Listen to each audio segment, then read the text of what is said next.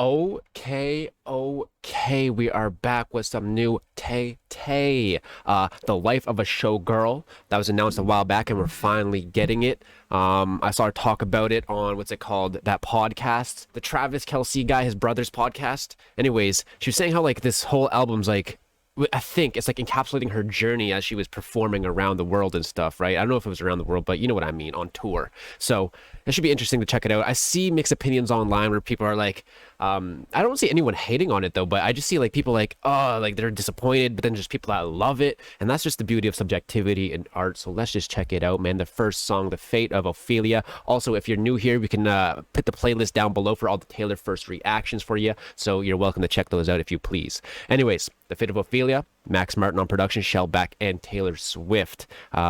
Big trio. Let's go.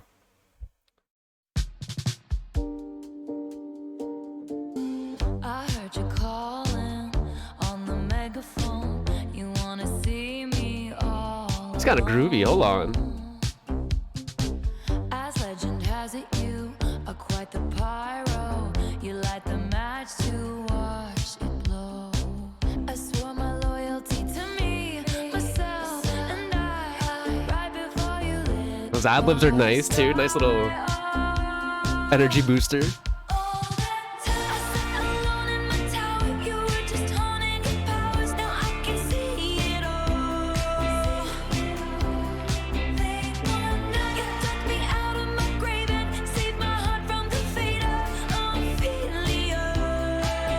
I don't know the lore. Guys, I don't know the lore, but I'm loving the vocals. They're so nice and warm. Is this about like Travis? About Travis saving her? Even though it's like the fate of Ophelia, I don't know what it is. Dissolving a relationship between Hamlet and Ophelia drives her into a spiral of instability, resulting in her death. A comparison Swift seems to be making to her own love life. Interesting. Guys, I'm really liking the vibe of this so far. What's it called? I feel like there's like I don't want to say it's a trend right now, but like Doja Cat had been doing that groovy shit on her album, and apparently like her whole album's like that, and I love it so far. You got Magdalena Bay dropping those 2 singles or whatever, and those were groovy as fuck. And then you also got like fucking Sabrina Carpenter's new album that's also groovy, and I'm loving that psychedelic groove vibe. And we're getting it here, so I'm really curious if the rest of the songs are also gonna have like an 80s kind of groove vibe, because that's my dinner right there. I love that shit. I eat it up.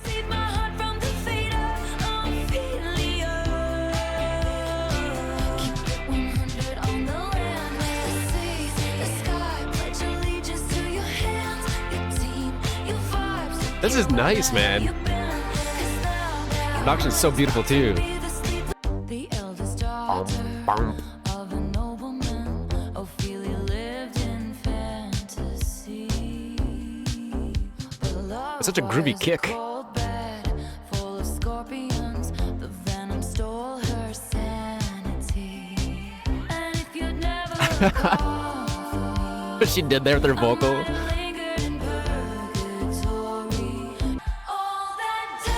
Guys,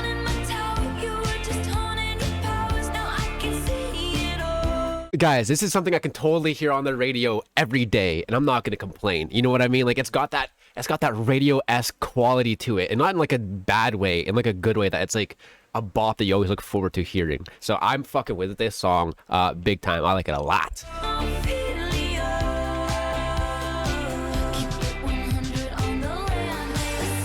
Keep it 100.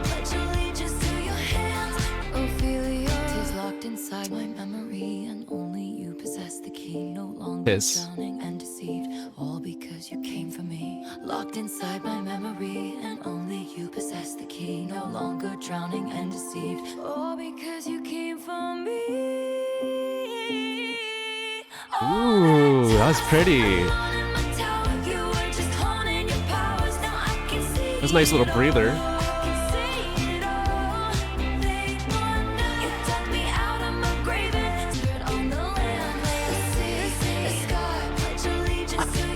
It's so groovy.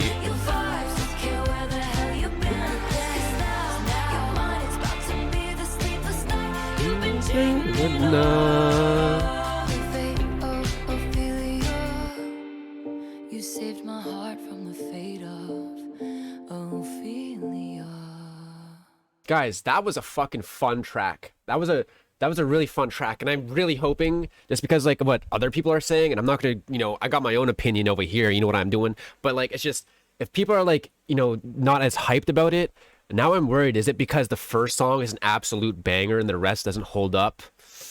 Because that's where I can see where people start forming those type of opinions. But man, I love that one so much. Didn't really need to reread it. Wait, was this? What did Taylor say about Fate of Ophelia? I didn't really need to reread it, Hamlet. I wanted to sprinkle some references in the bridge, so like the dude who wrote this? So like the bridge references. Is that correct? Kind of some paraphrasing of some lines like from Hamlet. So I did like do a little brush up, but I just love the idea that like you saved me from love driving me mad, right? Because that's what happened to Ophelia. Okay, guys, when people like quote exactly what they're like she said, I don't like reading that. I'd rather like read a summary of what she said, and like don't twist her words or nothing. Just do a summary. Because like when you just translate someone's speech into like words like that, you say like a lot, like me, like, and it's weird when you read it. Hands off Ophelia, hands off Taylor and her Shakespeare era, and I'm so here for it. I feel like she's always been in her Shakespeare era, no? Has she not?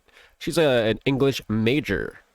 I don't know if that's, I don't think she is, but this is gonna be a banger. Oh, it is. Are these guys, this guy's 14 days ago, man, ban these comments from fucking, before the album was even out. I hate how there's comments like that. They shouldn't even be here yet. You guys are fast. I wasn't expecting such a disco bop. Some guy from 27 days ago, really, dude? Her best single in years. I don't know if it's her best single in years, man. Fortnite is so good. Fortnite is so good. Not the game, but but this is really good too. So it competes. I can see you's older cunty sister home for holiday.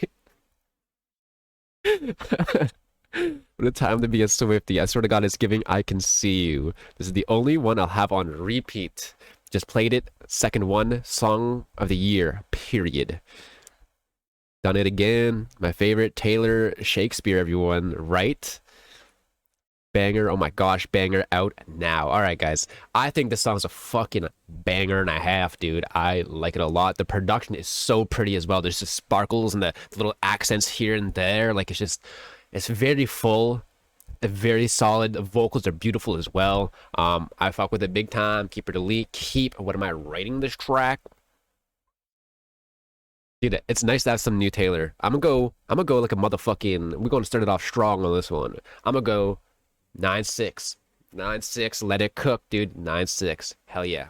Okay, next up is Elizabeth Taylor. Isn't that an actress? Is that an actress?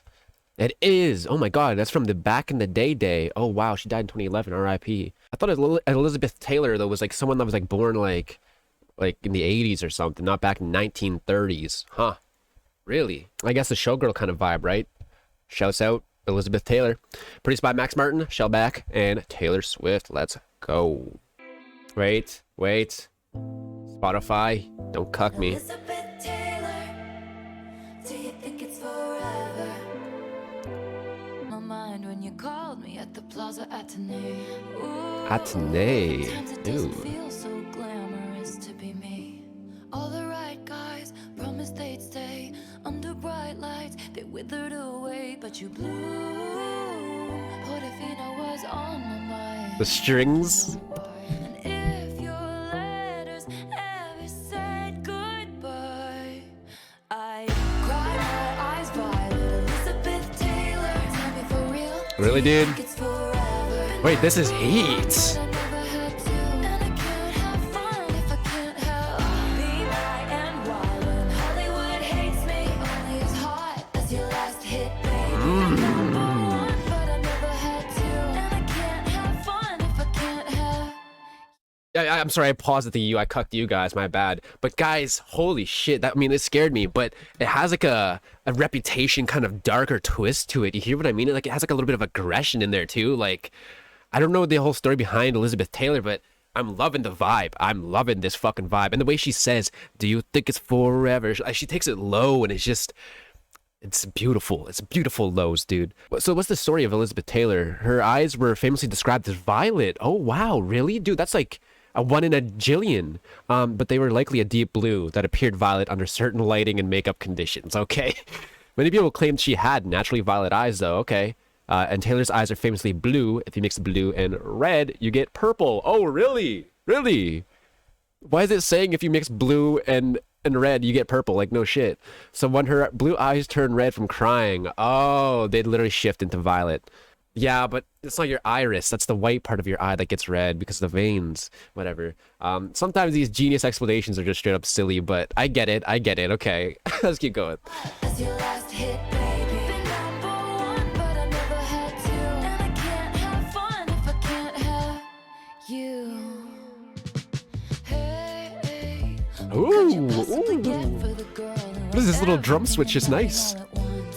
Babe, I would trade the Cartier for someone to trust. We hit the best booth at Lucille and Frank's. They say I'm bad news, I just say thanks. And you look at me like you're hypnotized, and I think you know why. Oh, those drums are so good. Never leave me high and dry. I cry my eyes That was cool the way it zipped up for the transition. Tell me for real. Elizabeth Taylor. Do you think it's Forever.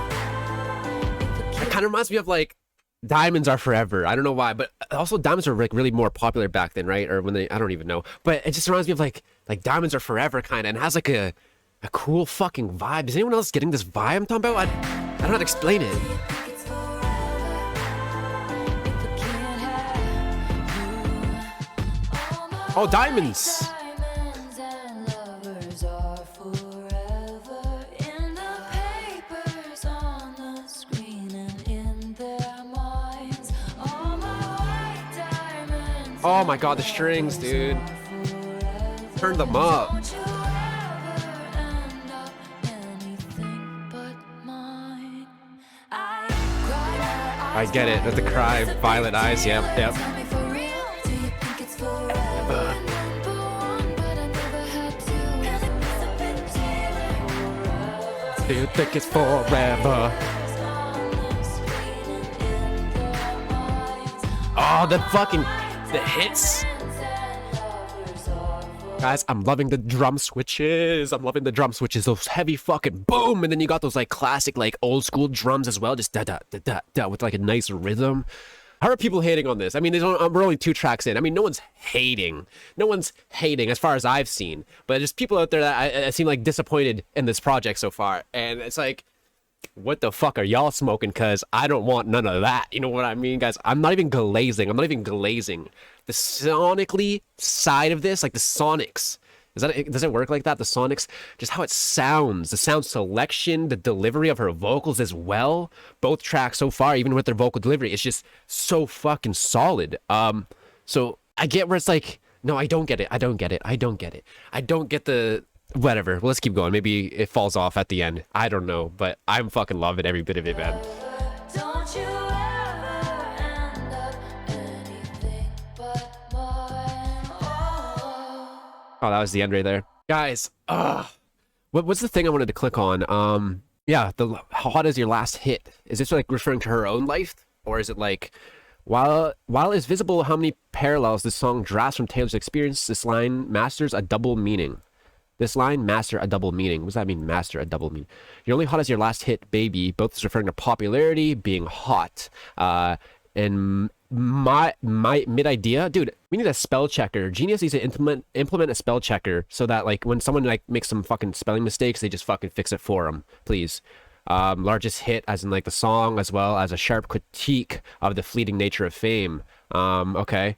Showing how both women were evaluated not by the entirety of their careers, but by their most recent controversy. I feel like that can apply to men too. I thought they were gonna take like on like how when women age, people start like devaluing them in Hollywood, but instead they went with the controversy thing, which I think applies to men as well. Exactly like Elizabeth Taylor, who's remarked by her various marriages and rarely by her AIDS Foundation initiative. Yeah, that's just like sexism, peak sexism, right? 1930s. Hello, that's like, that shit was rampant, and it still is nowadays. It may be even like, okay, maybe not worse, but it's still really fucking bad. Especially when you think about like the Andrew Tate dog shit. Like, dude, please stop. Namesake of the track is late actress. Yep. Alongside spouse and actor Richard Burton in Reputation. Oh, she referenced Elizabeth Taylor before. Cool.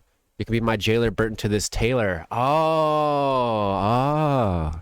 Burton has also starred in performance of historical playwright Shakespeare Hamlet. Okay, right, the Hamlet thing again. Cool. What's the comment saying? Taylor moaning in a song for not on my 2025 bingo card.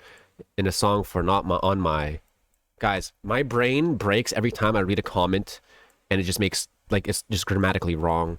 Also, is it really that, like, surprising? I feel like that's just how vocals are. Sometimes you got, like, moaning vocals. It's not like and it makes things sound great. It's not like a fucking horny thing unless you make it a horny thing. I didn't really pick up on the moaning either. Like, it all blended so well. Who needs the rap vault when you got this? Right? She's ovulating. What is that supposed to be? Because she's horny? Okay, dude. I didn't get that vibe at all. I didn't get that vibe at all. This album, oh my fucking god, absolutely worth waking up at 5 in the morning. Why is this such a gag? Showback really comes through with the drums. Oh yeah, dude. Oh my freaking god. Oh, I love good drums. New York mention. Gag, rep, pop Bible. I'm 2 songs in. Same. Bop, bop, bop. Enlighten me, mother of God. Bust down, Miss Americana. No Heartbreak Prince. Yeah, true. Is he giving 7 husbands of Evelyn Hugo? I don't know the reference, but old school stuff, I'm guessing. Love the song, Taylor. I love you. Techno Taylor? I wouldn't get... That's not really techno, is it? I wouldn't call that techno. The chorus 8. Cunt is served. Been number 1, but I never had 2. Oh, had 2. The play on words with 2. Oh, I like that. I didn't even pick up on that. God damn, guys. That's a good one. When did she say that? Was that in the chorus? No, it's right here. Yeah, is that the chorus? Yeah. But I never had 2. Damn, she just gets number 1 at ease. All right, guys. This track, also fucking fire. Also fucking fire. And now I'm just like waiting for something to disappoint me, and I don't want anything to disappoint me. But the way, like, the opinions of others, it's like there's something in here that's gonna let me down. But it's like, so far, I'm loving the first 2 like crazy. So another banger. Keep it elite. Keep. Man, those drums going from that fucking hard-hitting one to the fucking nice, chill, like, fucking rhythmic one. I'm gonna rate this. I'm gonna go with the motherfucking... Oh, dude. The last one was 9.6.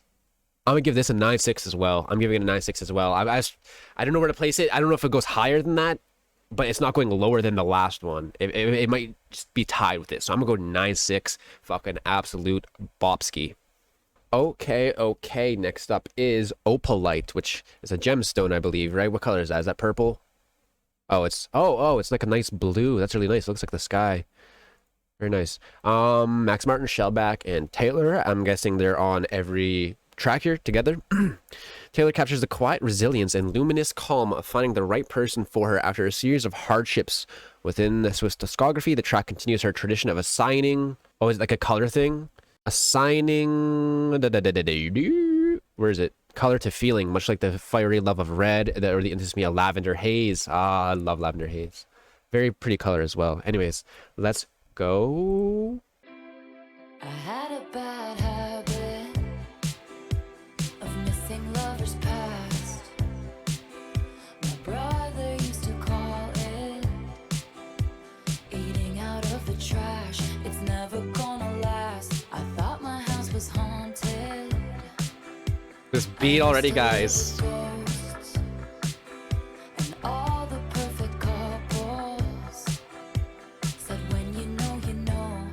I saw that on what's it called? I think it was like a Twitter fan account. It was like people saying it's a reference to what's it called? Lana Del Rey, because in her song "When You Know, You Know," right? Yeah, dude. I mean, I don't know for sure, but I think it is. I think it is. And also, it could be about like Jack and Margaret. True. I mean, that's on Margaret's song. Guys, the song so far, the vibe. I know it's like, do you guys know the rapper Logic? I don't know if you guys know the biracial guy, dude. But one of his projects. Fuck, what was it? It was the supermarket one. It's definitely not a fan favorite. It fell like flat numbers wise and stuff because he tried doing something different other than rapping, even though he does a little bit of rapping on it. But there's a one song on there that's fucking so good, and it's, I mean, I love the entire project, not gonna lie. And it's underrated as fuck in my opinion. Especially the production is really great too, and it has this vibe. And I wish I could name the track. Life is a song, it ends when it ends. I was wrong. Ah. Oh. But my mama told me it's alright. You were dancing through the lightning strikes. Sleepless in the onyx night. That guitar? But now the sky is open light.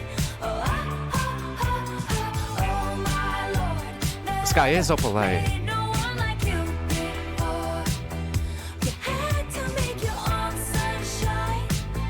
But now the sky is open light. Oh. You couldn't understand it. Guys, I like this one as well. I like this one as well.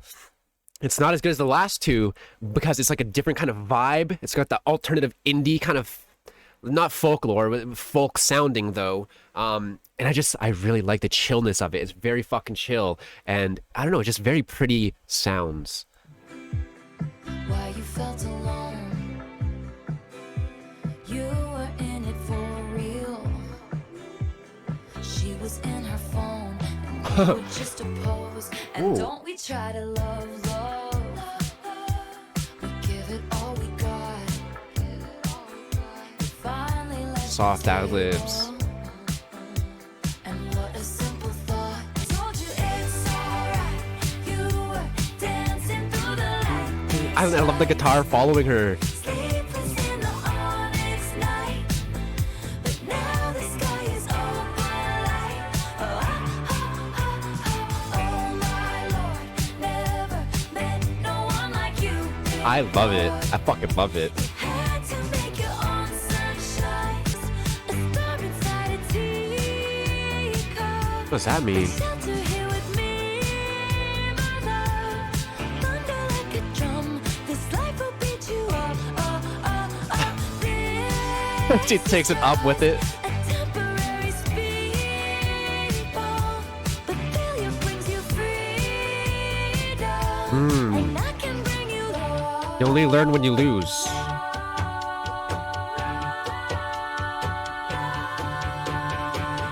Don't you sweat it, baby, it's alright. Guys, I did not like that. That's not gonna ruin the song at all. I fucking love the song. But that was, I'm sorry. That's cringe. And I can say that because I'm a cringe ass motherfucker myself. But that just felt like a fucking, it just felt like a nursery rhyme kind of thing. It just felt so cringe. I didn't like that. That made me feel ill. Don't you Love! sweat it, baby, Yeah, love, guys! The power of love! It's so, stop. Stop. Stop.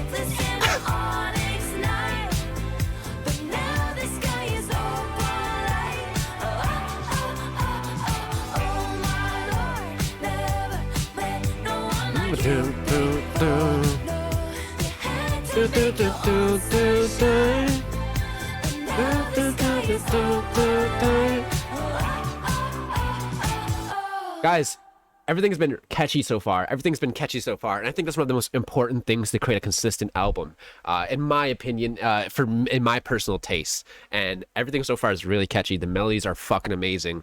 Production amazing. Again, I like how they didn't overdo production on this one, but that guitar following along during the chorus is just addicting. I love it, dude. I love it. The only negative thing I have to say about it was the love thing, the chant. The chant thing, like I said, it just feels like I said, it's just like you're cheering, it's just forcing love. I know she's not doing that in real life or anything. I'm just saying for like the sake of how that sounded, it's just love. Yeah, guys, it's like true. I mean, the world needs more love for sure, but maybe I'm cynical and think that there will never be peace on Earth because humans exist. Peace on Earth will never happen because we are human, and that is a sad reality. And again, maybe I'm cynical. I don't know, but. Yeah, so when I hear something like that, it's just kind of, But still, the entire song's so fucking good. That production is great. Happier version of Dear Reader, the Lana reference, backing vocals are insane. This already feels like if Lover wasn't a Denial album. ABBA Taylor's version. Okay. The sky is opalite. She's happy. The bridge in If Life's Trash, just remember it's only a temporary speed bump. Or it could be a road full of fucking speed bumps. Have you thought of that? Because sometimes it's like, yeah, sure, it's just a moment, but sometimes that moment can last years. And I don't think it's cool to classify, bad long years of shit stuff as a speed bump.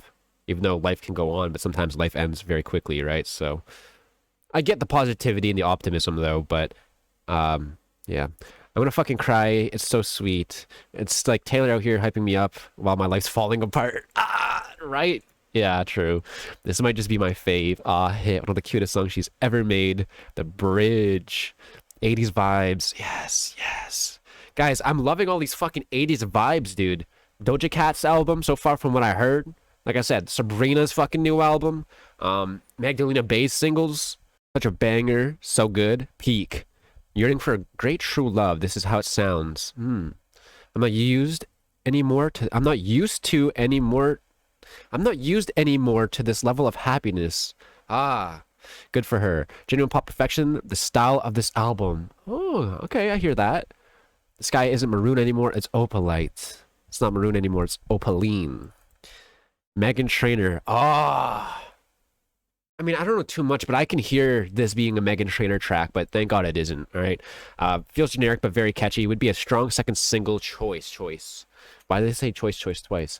I don't think it's generic at all. The melody is really catchy. And like I said, it has like an indie, alternative, folky kind of sound to the production, and I really like that. The guitar following along again with her melody in the chorus. Fucking cinema. I like this one a lot. I like it a lot, but it's not going to keep up to the others, man. Keep it delete. Keep, what am I rating this track? I'm gonna go. I still like really enjoyed it. I did really enjoy it. The happiness in it, it makes me feel nice. Makes me happy as well. So I'm gonna go 9-0. 9-0. 9-0. 9-0. 9-0. Beautiful song. Okay. Next up is Father Figure, Max Martin, Shellback, and Taylor. Do I even need to mention this? Because it's going to be them every single time. I'm not going to mention it anymore because it's pretty known. Anyways, Father Figure. Yeah, man, let's just hop into it.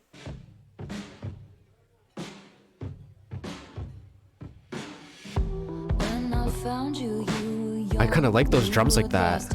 Pulled up to you in the jack, turned your rags into gold. I'll be your father figure. I drink that brown liquor.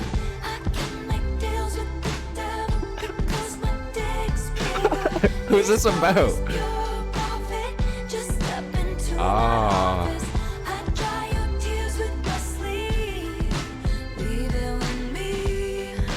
I protect the family. Leave it with me. Kisses Okay, from all guys, I do like the drums at the start when it was just the drums at the first like 10 seconds because it had like it was a distorted kind of feel to it. They had some distortion on there. It just sounded like some nasty shit, like it's gonna be like Reputation or something. But they cleaned up once everything else came in. Who's this about? Taylor's gonna be our father figure? Huh? The song has a mafia theme and is about Swift's former record CEO. Oh, alluding to his Italian-American heritage. Where did we get the mafia theme from, though?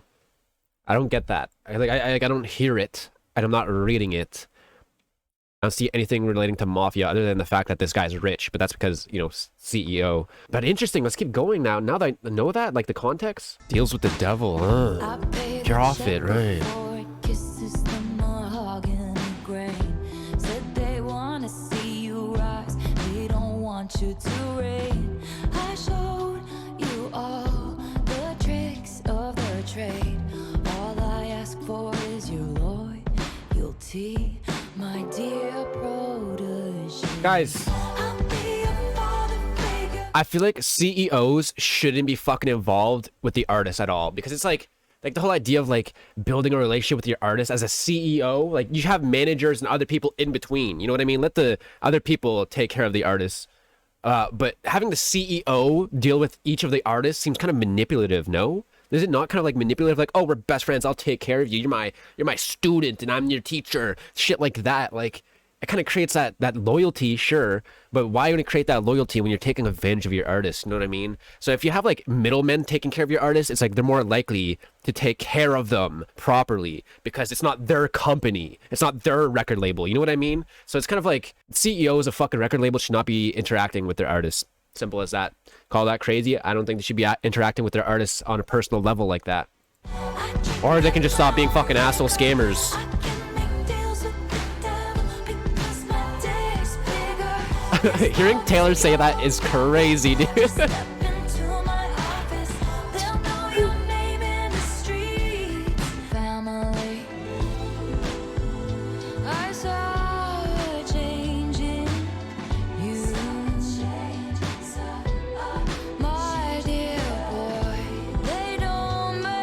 That was beautiful for a moment.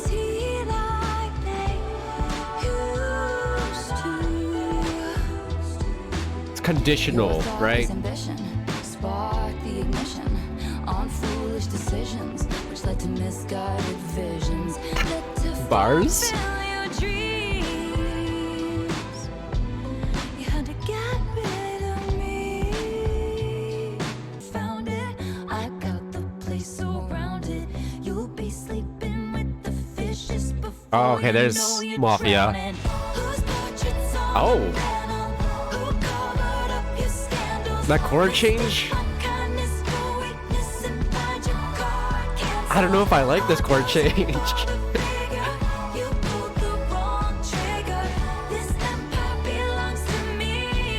Interesting.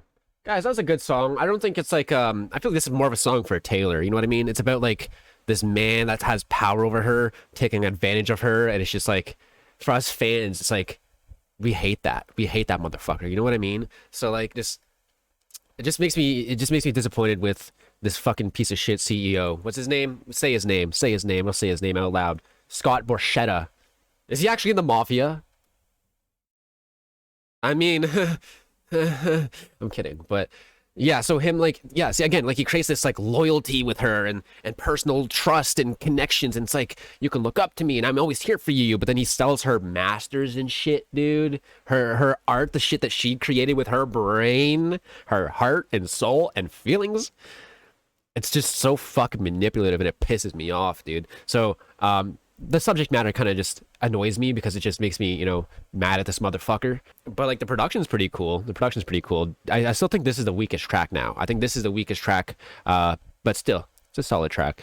Father Figure is a famous song by George Michael. The video shows a cab driver's tumultuous relationship with a fashion model, similar to a showgirl. The model in the video is played by Tanya Coleridge, whose iconic bob cut likely inspired one of the covers of Showgirl. Cool. Oh yeah. What did Taylor say about this song?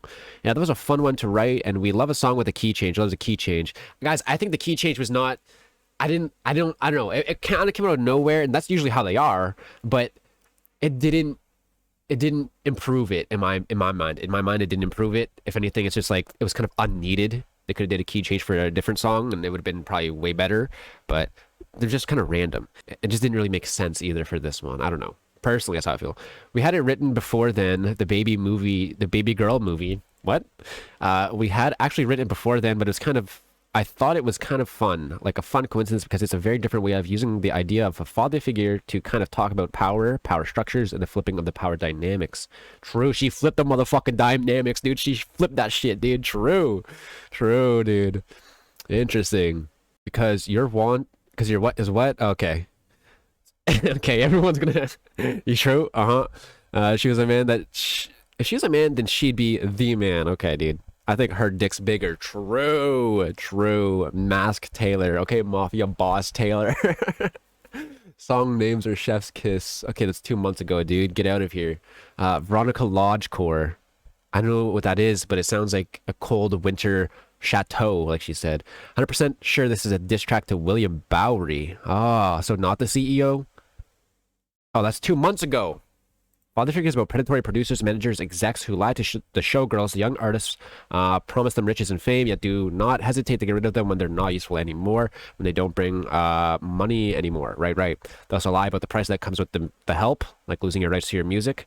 Isn't that what contracts are, though? Like, the contracts, again, I don't know how this all works, because, like, usually when you sign to a record label, they'll try and get you to, you know, sign a contract or whatever. And if you don't have, like, an entertainment lawyer to go through that contract for you, and you're just, like, you know, like, Taylor was young when she got signed, right? I don't know if that was the same label or not, but, like, I don't know if she got a lawyer. I'm guessing not. Maybe it was just her parents, and they didn't, like, really go through it enough. But when you sign, like, contracts, you really got to read all of that shit. The showgirl Teresa takes back control and echo of her real life trajectory, navigating the industry. We're not reading comments from fucking 5 hours, no, not 5 hours, 5 decades ago, dude. The bridge and last chorus ate so hard. The Man 2.0, Scooter Braun diss. So we got Scooter, we got the Scott, and we got the William guys. Are they all from the same label, or I don't know how that works. Cunt. Hey yo, bigger, huh? If I was Joe, I'd be crying right now. I don't think it's about Joe though. Trans rights, okay, true. I think her dick's bigger. Fuck Scott. Taylor Swift is unk. Oh my god, don't say that, dude. Can I wait to say AJ's reaction to this? I can hear her in my head. The chorus. Oop, Taylor is the man. Taylor hunk confirmed. This shocked me. Oh my god. Bitch, bitch. Is that a good bitch or a bad bitch? I don't know. I don't know what that guy's intentions are. Cause her huh is huh? Alright. Guys, I enjoyed it, but I think it is definitely the weakest of the 4 songs now, I think, that we've heard. It's fun, and I think it's more of a personal song towards Taylor and, like, her feelings in her life, you know what I mean? I feel like we can't really relate to this unless we're in a position in, like, a corporate world or something where, like, a man takes advantage of you and the power dynamic type shit, and I can't really relate to that. Even though I say fuck YouTube all the time because YouTube's dog shit, let's be fucking real, and they're getting more and more dog shit. Classic shitification of the internet. But yeah, so I can't really relate to it, but I still think it's a cool song. Kimberly, man, I'll keep. What will I rate this track? I'm gonna go like a solid 8.5 because the production is just solid so far. But yes, again, 8.5. Okay. Next up is Eldest Daughter. Same producers. All right, no text. Let's go. Everyone's so punk on the internet. Yeah, this dude. So fucking real. Keyboard warriors, dude. Keyboard warriors. Everybody's so punk on the internet. Everyone's unbothered till they're not. Every joke's just trolling and memes. Sad as it seems, apathy is hot. Everybody's cutthroat in the comments. Every single hot take is cold as ice. When you found me, I said I was busy. That was a lie. Guys, so fucking true. And with Twitter, the new Twitter, now that you can monetize and make money off tweets, hate and rage bait and controversy brings in money, and it's more popular than ever on Twitter because it brings in fucking money. Before, you wouldn't get paid for people looking at your tweets or retweeting it or whatever, you know? So like saying like whatever, but now it's just you're incentivized to be a fucking asshole on Twitter. And it's just, fuck, dude. And I hate when people are like, oh, I'm just joking. It's just trolling. And it's like, dude, you can only troll so much about something until it's not a joke anymore. And it's like, if your only existence online is just trolling and being like a joker, fucking pissing people off and poking people's buttons, you should be banned from the internet, because have a fucking serious bone in your body, you piece of shit, man. I'm so tired of like trolls. It's not even like my trolls. I don't even really get trolls anymore, but like, the shit I see online, man, holy fuck, man. I am the internet. Oh my god. Oh my god. Afflicted by a terminal uniqueness. I've been dying just from trying to seem cool. Taylor, you don't gotta do that. I'm not a bad bitch, and this isn't savage, but I'm never gonna let you down. I'm never gonna leave you out. So many traitors. We've got a ballad, unless it kicks in. You know, the last time I laughed this hard was on the trampoline in somebody's backyard. I must have been about 8 or 9. That was the night I fell wow, off really? and broke my arm. Pretty soon I learned cautious discretion. Really? When your first crush crushes something kind. When I said I don't believe in marriage, that was a lie. But I'm not a bad bitch, and this isn't savage, but I'm never gonna let you down. Guys, I click on the thing that says, you know, for the highlight, Swift is using some admittedly outdated slang here. From Megan Thee Stallion, from the song Savage, came out half a decade ago. Is that what we're doing now? Saying 5 years ago is half a decade ago? Really, dude? Can we not? I mean, I still hear people say that she's a bad bitch. I still see people say that. I see people. I guess savage isn't used as often, but bad bitch is still like used. And can we stop with the IJBOL? I just be over here laughing or something like that? What the fuck is that acronym? Why are we gonna act like old school fucking slang from 5 years ago, not even long ago, is a bad thing or something worth criticizing? When you got modern day new fucking slang, IJBOL, what the fuck? That's such an ugly fucking acronym to look at. It's like, it looks like the fucking TV show name or something, like some kind of America's Got Talent kind of abbreviation. Like, it's just such a shit fucking acronym. I hate it. Just say LOL. LOL, LMAO. Don't say it, but type it. Also, LOL just looks better. It looks like you're actually laughing. I don't know what it is about LOL. It just looks like you're laughing. And same with LMAO. It's like you get that sense of laughter. I look at IJBOL and I'm like, what? What the fuck am I looking at? I'm lost.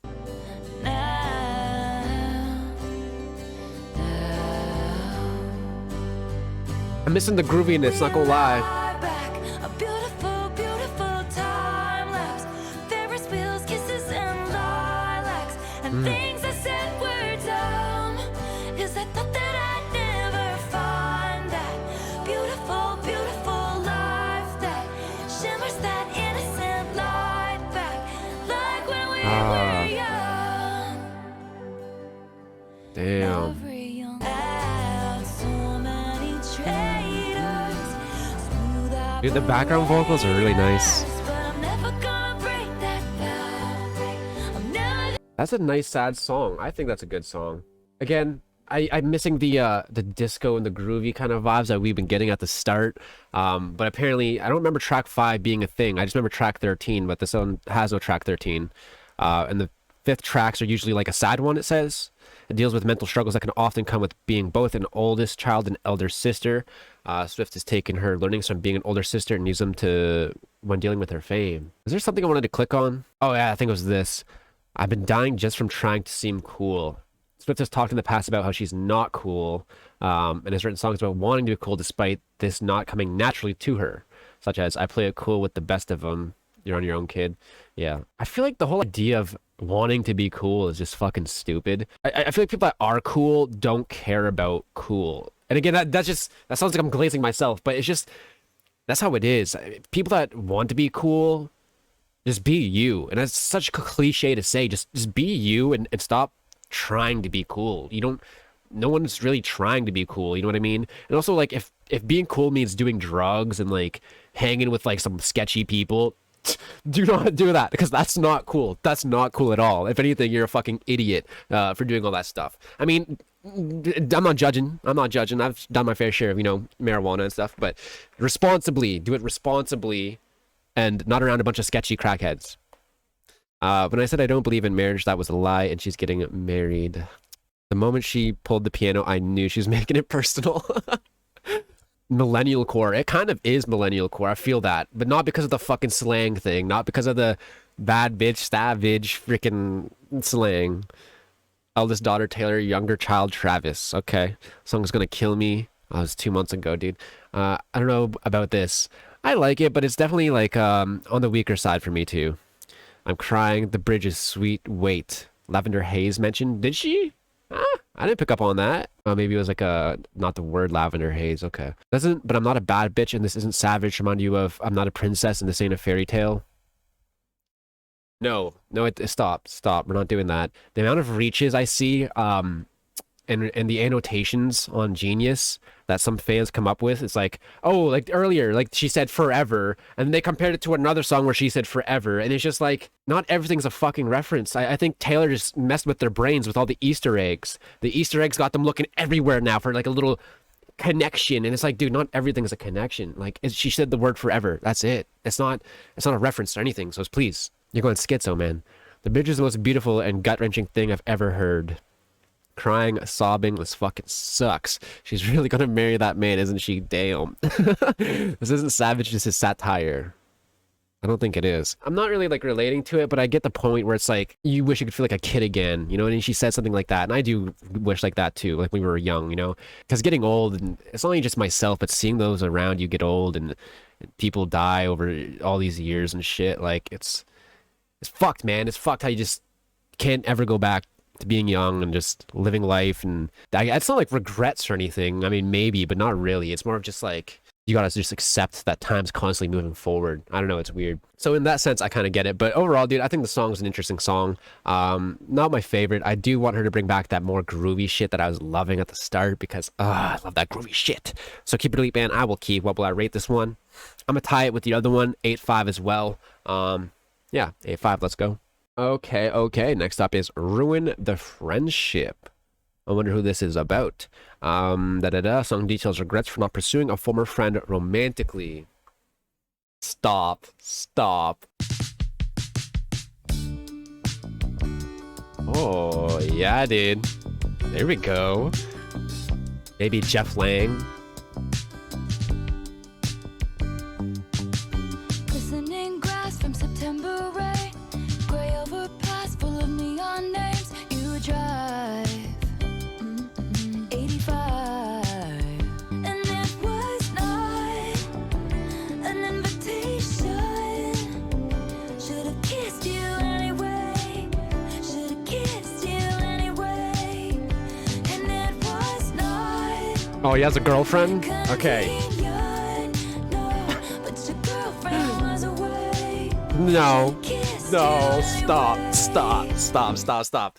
We're not gonna do that, guys. I thought it was like, that wasn't part of the situation. After reading this up here, it's like a former friend and not pursuing them romantically. You know what I mean? Like, okay, you know, that sounds interesting. I get that. But now it's like, but your girlfriend was away? Oh, no, Taylor, come on, dude. And then who knows if they would have ended up working out, you know what I mean? And thank God they did, and if she's happy now with Kelsey. So it's also kind of interesting. I call him Kelsey.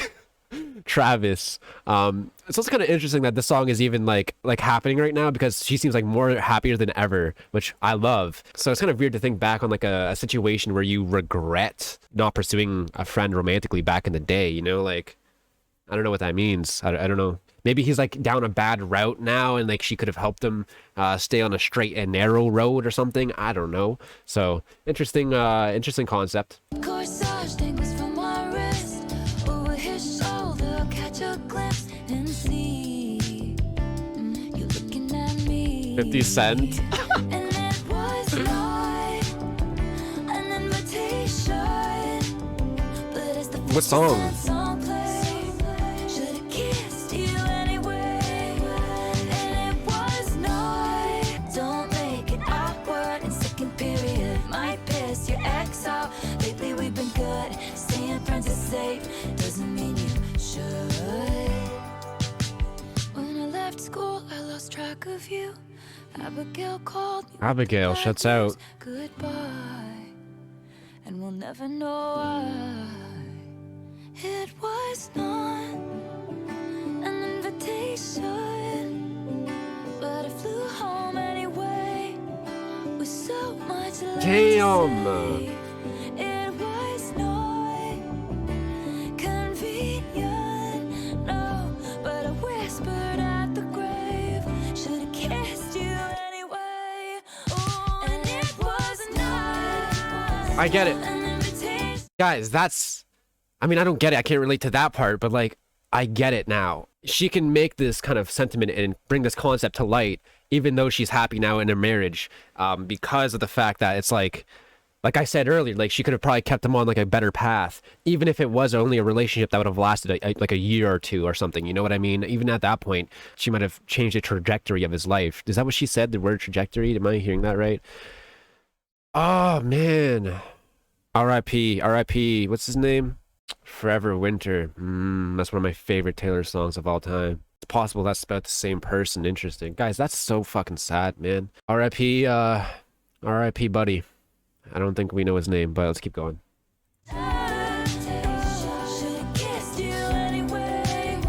Damn.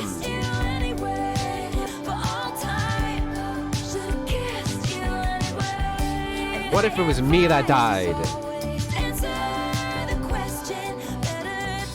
Guys, that's crazy.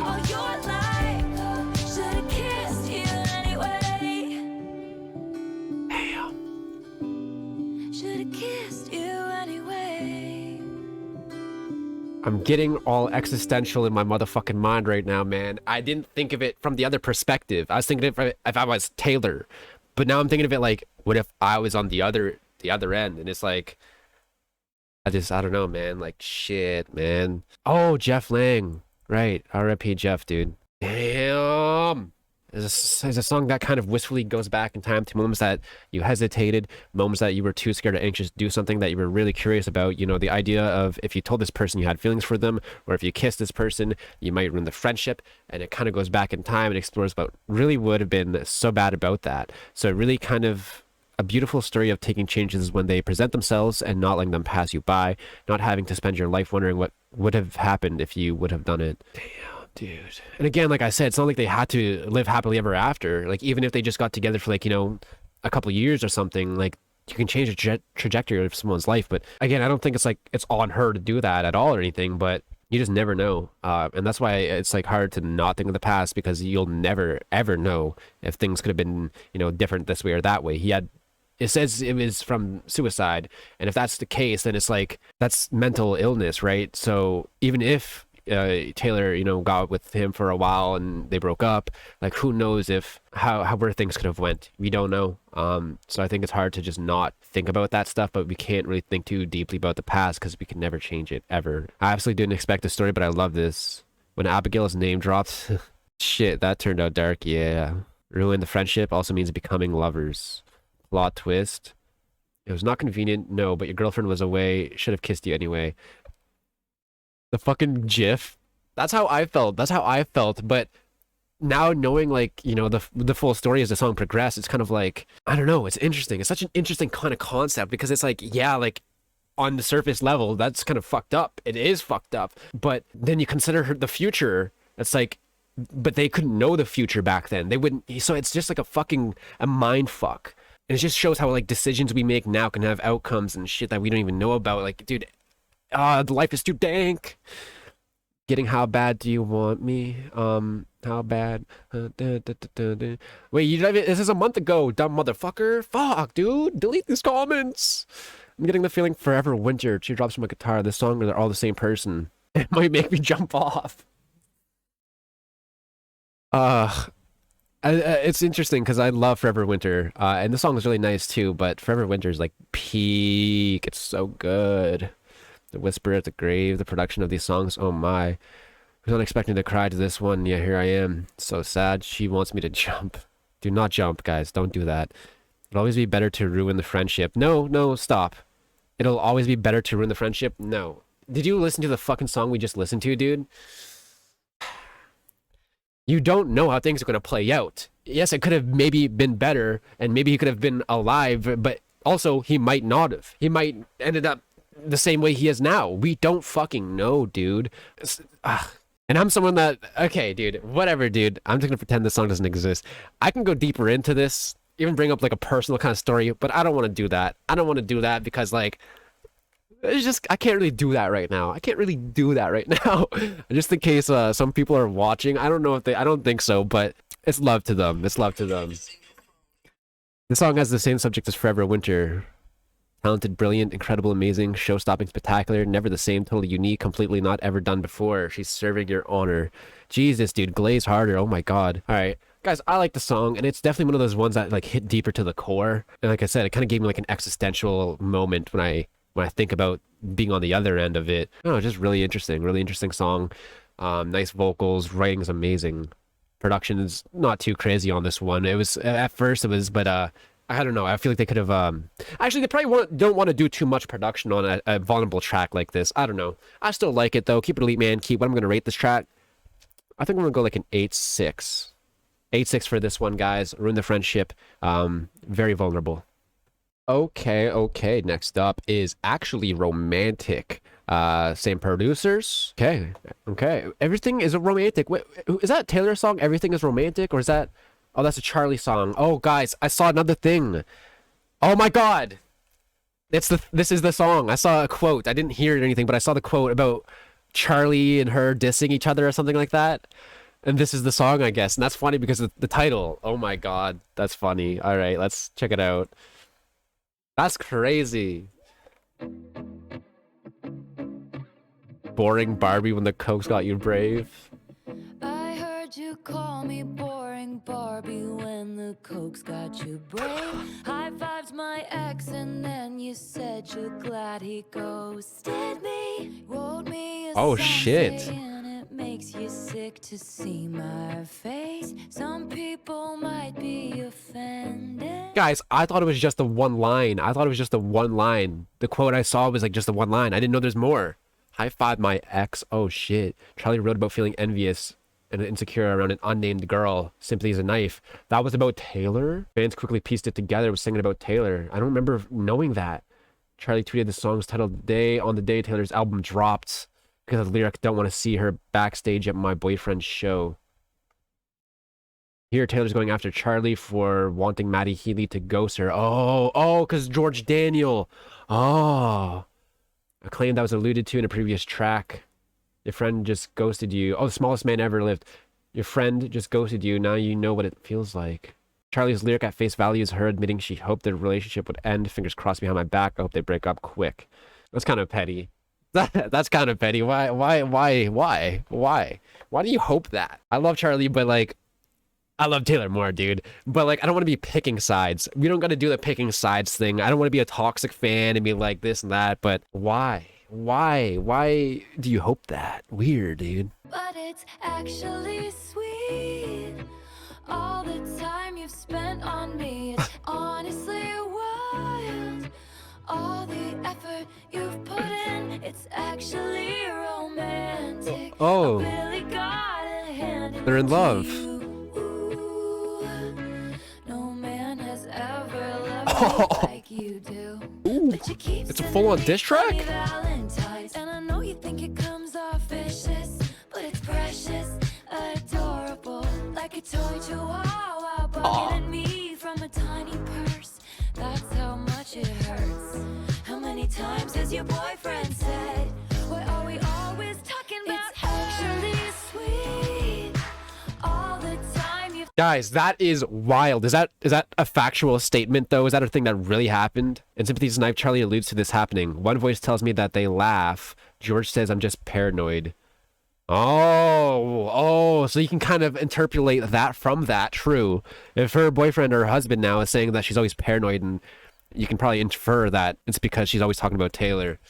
Guys, that's one of those things. It's like where you're insecure and you're comparing yourself to other people. That's what Taylor said at the start, I think. And that's like a natural human thing. I don't want to shade someone for being insecure because it's like everyone can get like that. But again, thinking about it, talking about it, like comparing yourself, even not only in your mind, but out loud, like you're just hurting yourself. You're really just hurting yourself at that point. And I don't know. I don't think that's the, worst thing that Charlie's doing in terms of hurting herself, especially if you're doing coke a lot. And no shade to that. It's just coke's a really bad drug. It's not a good drug at all. And it's like, I know this is weird that we have normalized it. I don't know why coke's got so normalized in like the pop scene in the entertainment industry. Like it's just such a normalized thing. It was always happening behind the scenes, but now it's just like it's out and open, and it's like, yeah, we're doing coke in the club, and it's just like I was never into that, and I had friends that were into that. I had opportunities to try it, and I don't judge them and stuff. But when it becomes like normalized in the mainstream media and pop culture, I think that's weird. It's not something that should be normalized. I'm not gonna fucking shade that or make shame that, but I just think it shouldn't be normalized. And again, that's more destructive than her being insecure like this. This is just really weird, guys. It's really weird. You think I'm tacky, baby? Stop talking dirty to me. It sounded nasty, but it feels like you're flirting with me. I mind my business, God's my witness that I don't provoke it. But it's kinda making me what? 'Cause it's actually sweet. Guys, All the time you've spent on me, it's honestly lovely. All the this is so unhinged. This is coffee. I don't drink tea, and I don't really like tea, to be honest. It's just hot water with barely any flavoring. This is coffee, guys. Can we start saying that? Can that be a thing? But holy shit, dude! I thought it was just one fucking line. When I saw the quote on Twitter or whatever, I thought it was just that one line at the start, but it's the entire fucking song. It's the entire song, guys. Damn, dude. This is.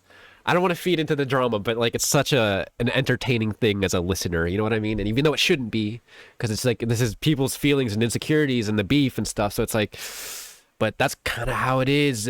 Artists and celebrities, it's a horrible thing, but they're like animals in a fucking zoo. It really is like that. It's dystopian. It's fucking weird, but that's the normalization of the life we live, the culture that exists, right? The song seems to play on the title Everything's Romantic, likely a direct response to Sympathy's Knife, rumored to be about Swift, and the song The Boom Clap Singer details. Boom Clap Singer, is that what we're doing now?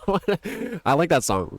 This one girl taps my insecurities, yet she couldn't even couldn't even be her if I tried. Charlie previously served as a support act on Swift's Reputation, but two artists were increasingly in public discourse with each other, particularly over romantic involvement with members in 1975, right? That is interesting. That band, and then they're like both dating like other big pop stars. The success of Brat also fueled tension between the two fan bases. Photo shoot. Oh, wait, hold on.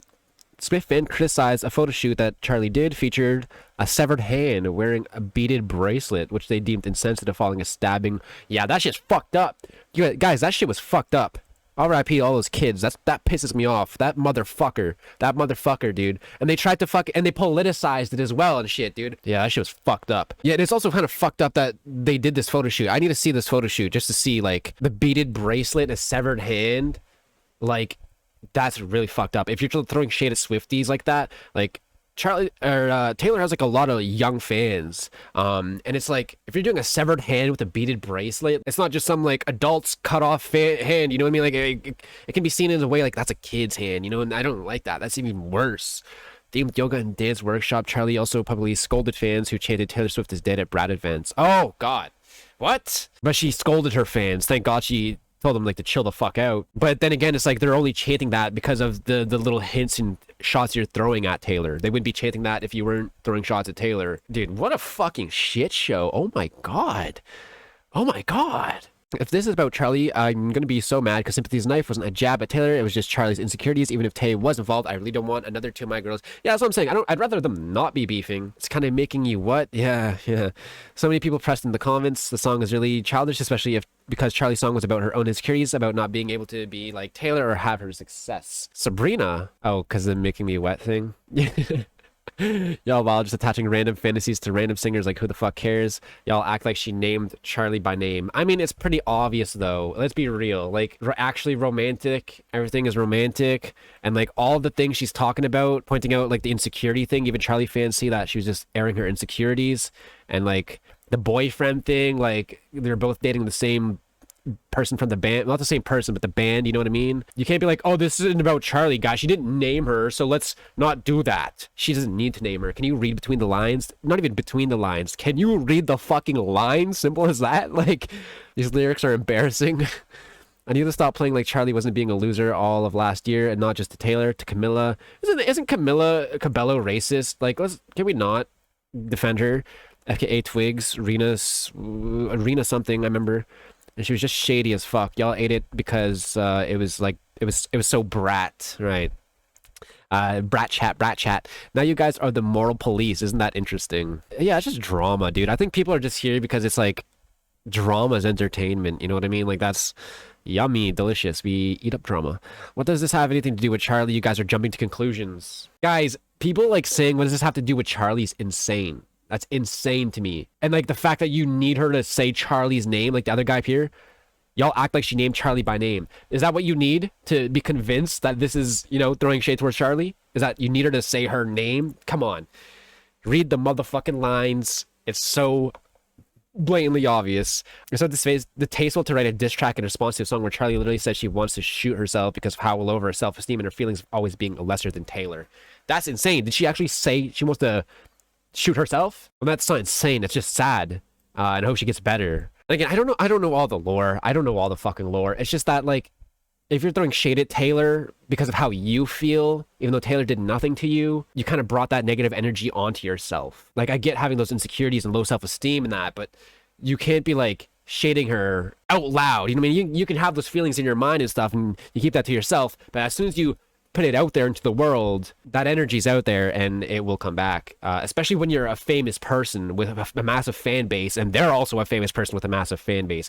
Putting that out there is just going to, you know, make it worse. I don't know. I feel like you can air your insecurities in ways that don't lead to, you know, getting the other person attacked. I came with the comments predicting it's a Travis song. This one's actually pathetic. Cry harder, y'all. Oh, this is messy. Oh, the juicy drama. Dude, everyone hating on each other. Oh my God, dude. What the fuck is going on? XCX fans are mad at this track, claiming Charlie wasn't dissing Taylor, had the intention of Sympathy's knife, yet they have been trashing Taylor for a year and openly insulting her on Charlie's concerts. Yeah, the Taylor is dead thing is fucking weird. That's really weird. I don't care who it's about. The lyrics had me gagged. Will Taylor and Charlie get into it like Cardi and Nicki? Dude. Cardi B, dude. You guys see her walking out of the courthouse for an assault case, and then she throws a pen at some guy, like he could sue you for assault. You know that, right? You just got out of a courthouse for an assault case and you're about to walk right back in for it. Cardi B is a piece of shit. Fuck you, Cardi. Not to mention the thing where she'd like lure men to hotel rooms, drug them, and rob them, admitting to crimes. And how is she not locked up, dude? Get Cardi B out of here, dude. It's giving toxic Yuri. That's funny. What the fuck? No shade, but this is the shittiest diss track I've ever heard. So the leaks were not fake. This is T insulting Charlie with a line about her coke use would be like calling RuPaul gay as an insult. See, this is where I said it's normalized. It's normalized where it's like calling coke like, oh, dissing Charlie for coke. That's not an insult. That's a cool thing. No, stop. Being gay is cool, sure, but comparing that with say like coke. Dude, stop normalizing fucking hard drugs. Like, what the fuck is wrong with y'all? As a fan of both Taylor and Charlie, I hope they fix this by making out. Okay, dude. Tell me if you didn't understand Sympathy as a Knife without saying you didn't understand Sympathy as a Knife. This is the worst song she's ever made. So immature. Oh my god. Life of a shallow girl. I mean, dude, these people got the XCX in their username. Of course they're going to be hating on Taylor here. Charlie stuff aside, these lyrics are horrible from the greatest songwriter of our generation. It's a diss track, dude. It's not supposed to be some like poetic thing. It's just, this song isn't that deep. I don't think it's that deep, even though the beef goes deeper. It's just a fucking silly diss track. I don't think it's supposed to be the best writing of all time. Y'all were mad. Y'all weren't mad when Charlie wrote about her, so why the saltiness now? The Gaylors are going to eat this one up, unfortunately. How much of a self-centered, egotistical person you have to be in order to believe someone who clearly was sharing her own insecurities is silly talking about you? Jesus, she's so immature. But you guys, then we can't forget the thing where her crowd was chanting, Taylor Swift is dead. That's fucking weird. You can't act like it's just airing out insecurities if it's like, you're also like, I don't know, I guess she scolded her fans for doing that. But then like the photo shoot with the cut off hand with the bracelet on it, I need to see that for myself because that's also really weird. And that's her, not the fans doing that. She'll play the victim and she always likes to be portrayed. Okay. Guys, I'm going too deep into this. Stop speculating about bullshit, non-essential beef. You're not smart at all. Anyone that says that there's no beef here or that this isn't about Charlie is a dumbass. It 100% is, and you think otherwise, you clearly have no reading comprehension. Simple as that. Chihuahua line can't be real. She fell off so bad. That's so funny saying that Taylor Swift fell off. Her bank account says otherwise. It's a good song. All right, guys, let me just play it back because I got too far into those comments there. I really do like the guitar on it. The lyrics are funny.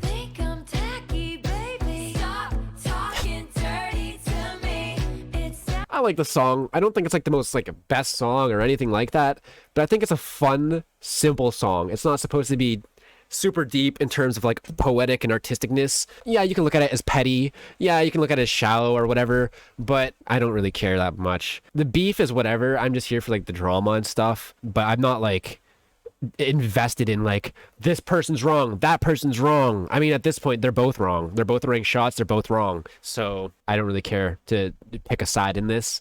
I'm just here to spectate. And yeah, song though, for the song, I think it's a cool song. The guitar is nice. Like I said, funny lyrics. Not my favorite, but keep it really, man. Keep. What am I gonna rate this track?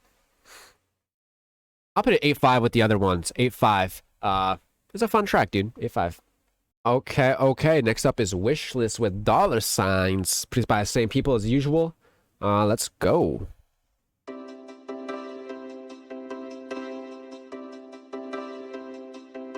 They want that yacht life under chopper blades. They want those bright lights and Balenci shades and a fat ass with a baby face. They want it all.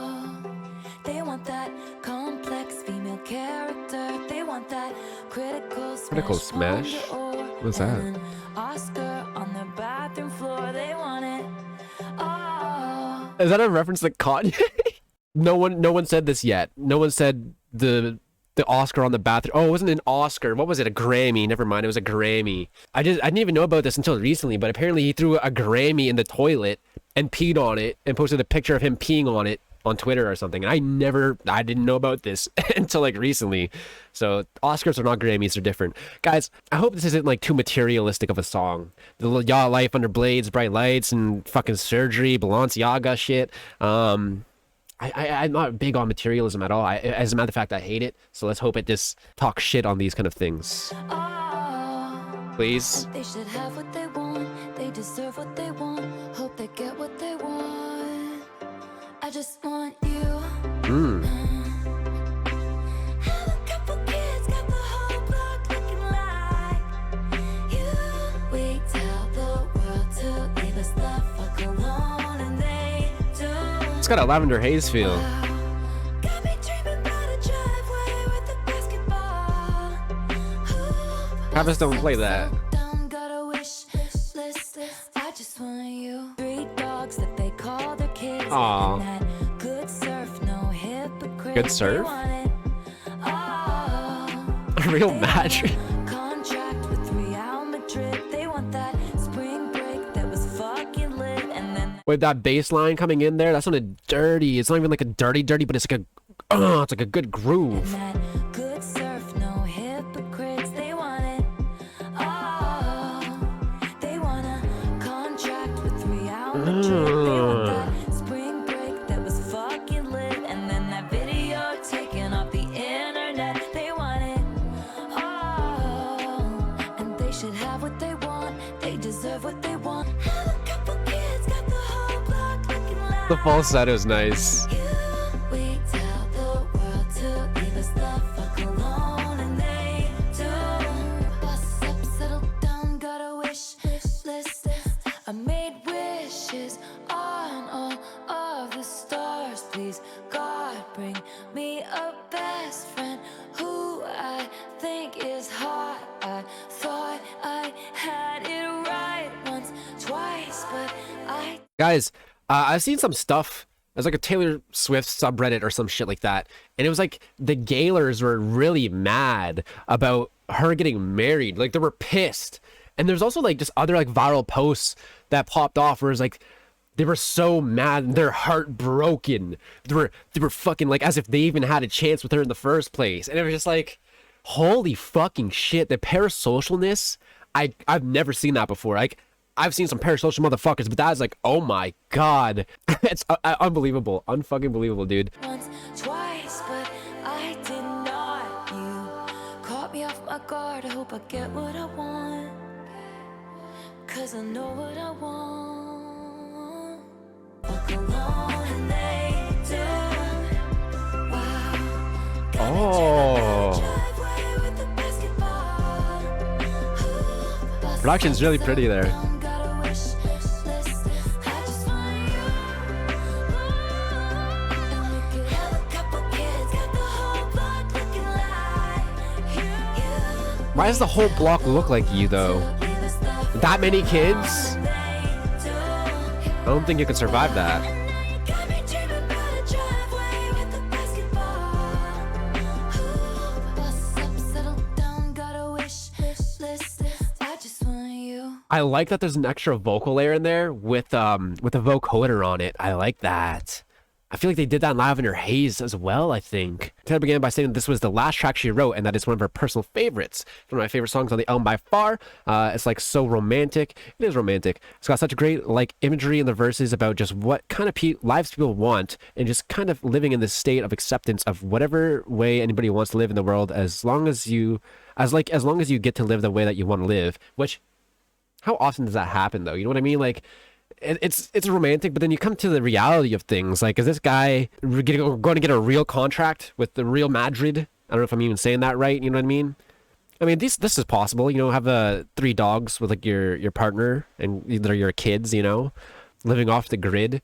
I mean, just moving houses can. Some people can't really do that. It'll take a lot of time to do that for money and all that stuff. But what does it mean when she says, have a couple kids, got the whole block looking like you? Like, she has so many kids that they fill up all the houses on the entire block. Like, that makes no sense. Not everyone can win an Oscar.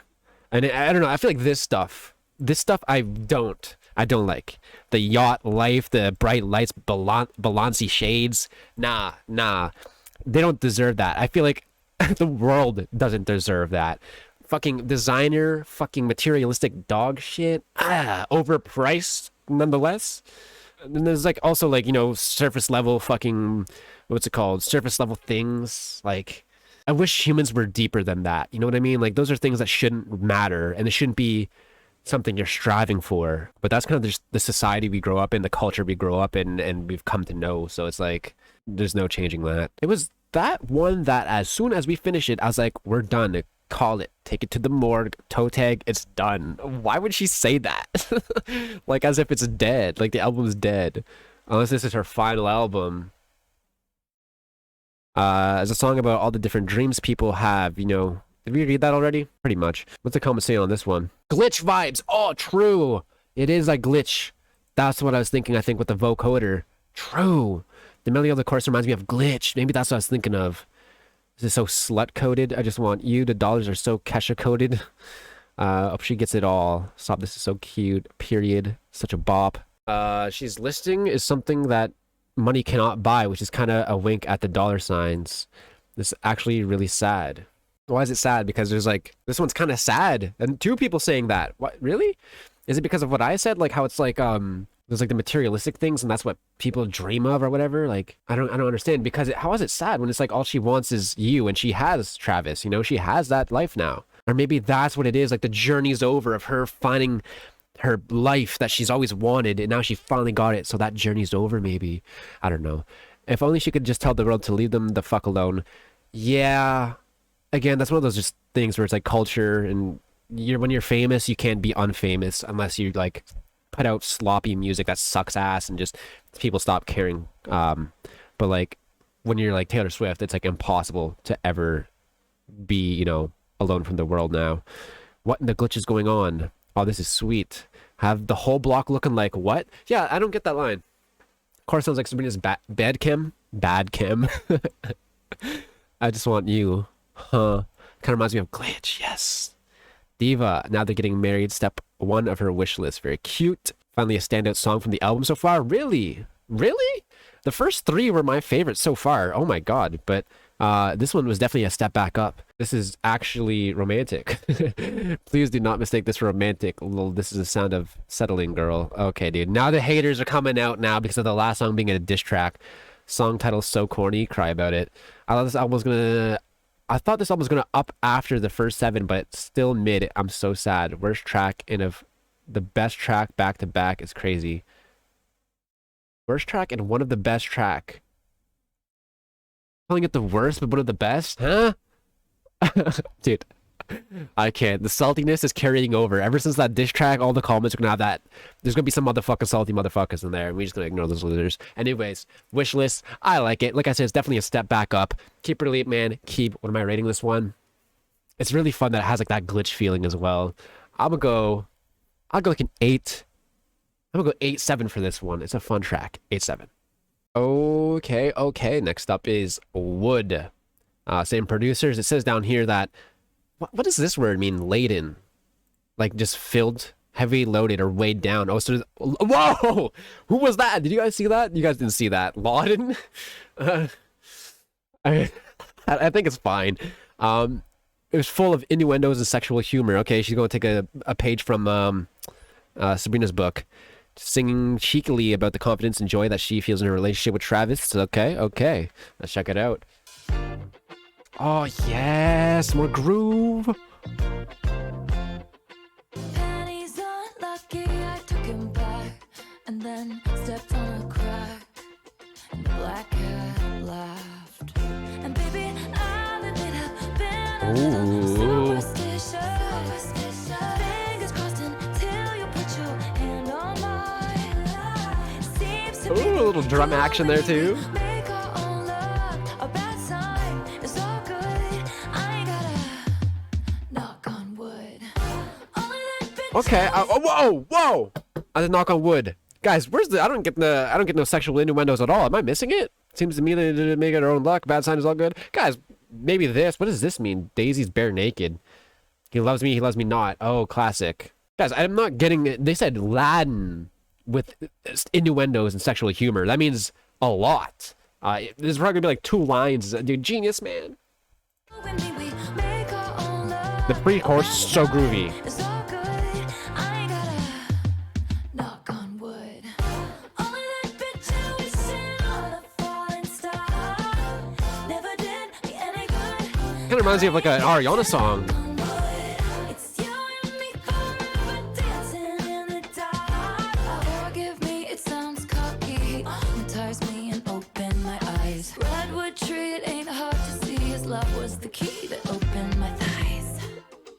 Oh, why'd she whisper it?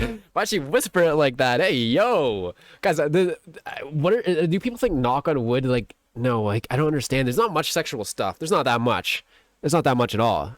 I was kind of getting like hyped for like a Sabrina-esque type song. You know what I mean? Because like, I don't know. Taylor doesn't do that super often with these sexual innuendos. Okay, yeah, there's nothing. Redwood tree, maybe? Oh, it's a reference to a tweet. Swifties when Ariana sings about sex and doesn't write it like, he stuck his long wood into my redwood forest and let his sap ferment my roots. That is... What the fuck is that? It's funny that she's referencing that tweet, though. Honestly, I like Ariana's stuff. Like, apparently she didn't even like to do the sexual stuff in her lyrics or something, or that she was tired of it or something. I forget how it went, but that shit went hard, dude. I remember rediscovering her. You can go on my channel and fucking go through my first reactions if you want to see that. That shit was fire, man. And also, like I said, this song kind of has like Ariana vibes. I don't like the idea of like, I love Taylor's poeticness and the way she uses her words in her writing, but when it comes to sexual things, you don't want to do that. I feel like you don't want to do that. And like, that's what the tweet's saying. I think this tweet is just ridiculous. Yeah. Like if Taylor wrote those lyrics like that, all poetic about like sexual stuff, I'd throw up because that's not sexy. It's not sexy. The creative writing is better elsewhere. She can be witty. Witty's always fun though. Anyways, enough yapping. Let's keep going. To know a hard rock is on the way. And baby, I'll admit it, Oh, a wedding ring. Ah. superstitious. The curse on me was broken by your magic wand. Seems to me that you and me, we make our own luck. New heights, manhood. I ain't gotta knock on wood. On that picture we sent New heights of manhood. never did any good. What does that mean? Sounds cocky, ties me and open my eyes. Oh, ties me? I don't... Is that like moaning? Love was the key that opened my thighs. Forgive me, it sounds cocky, ties me and open Yeah, I think it is like a little bit. Redwood tree, it ain't hard to see his love was the key that opened my thighs. Okay. Oh yeah, I think I didn't get it right away because I knew it was hypnotized, but the way she says ah, I think it's supposed to like be a sexual innuendo with the moan, right? Okay, so there is like a decent amount of stuff in here, but not like Sabrina level. New heights. Oh, it's the podcast. Oh right. Yeah, I watched that. Serves as a double entendre with manhood, also serving as slang for a penis. No wonder. No, obviously. New heights of manhood though sounds like this is like the biggest shalong she has seen. You know what I mean? New heights. She's never reached this height before of seeing that manhood. You know what I mean? That's what it kind of seems like. Your magic wand, penis, right? I love the disco vibes. Oh, there's one that one disco sound I'm not too big on. Daisy's bare naked, It's like a guitar. It's like doing those quick plucks. Like I feel like that's one of those disco sounds that it's a cliche disco sound, and I feel like it's just, I don't know. But the rest of it getting all groovy, especially the pre-chorus. Oh, so good. Swift will assured not be knocking on wood as she feels that all the bad luck is now behind her. I mean, she just did a whole ass song as a diss track, so I feel like, again, negative energy going out there, it will come back, right? And again, at the same time, it's like, you'll never be behind all your bad luck. That's just life. Even if she didn't do that diss track, like, there's always going to be bad things, and there's always going to be good things. That's just how it is. She's feeling confident with her partner. That's great, though. Dickmatized? Opened her what with what? Yeah, we get it. I wonder what this one's about. It's about his mega The curse on me is, yep. Jackson 5 beat. Yeah, true. That guitar that I don't like was definitely Jackson 5. I just feel like it's a cliche disco move. So I feel like, you know, you don't got to do that at all. You can take that out completely and still have it amazingly groovy. You don't need that cliche move. So freaky, calm down. Did Sabrina co-write this? I think she's been hanging out with Sabrina too much. Oh, there's the redwood tree thing. Were Swifties the Arianators ever like beefing? What is that even about? Why isn't the whole album like this song? This is amazing. I mean, the first like 3 songs were definitely a lot more groovy. Not a lot more groovy, but they're down the same lane as this one. Okay, I can't even defend this one. He's not a serious artist, girl. The last album was too depressing. Now it's time to have fun and have sex. Fair enough. She's a white twink like me. I don't know where he gets that from, but okay. I think it's only because the title is really cryptic. Oh god, 10 days ago, dude. They should like block the comments from happening until the album's out. I'm sick of this, dude. Stop.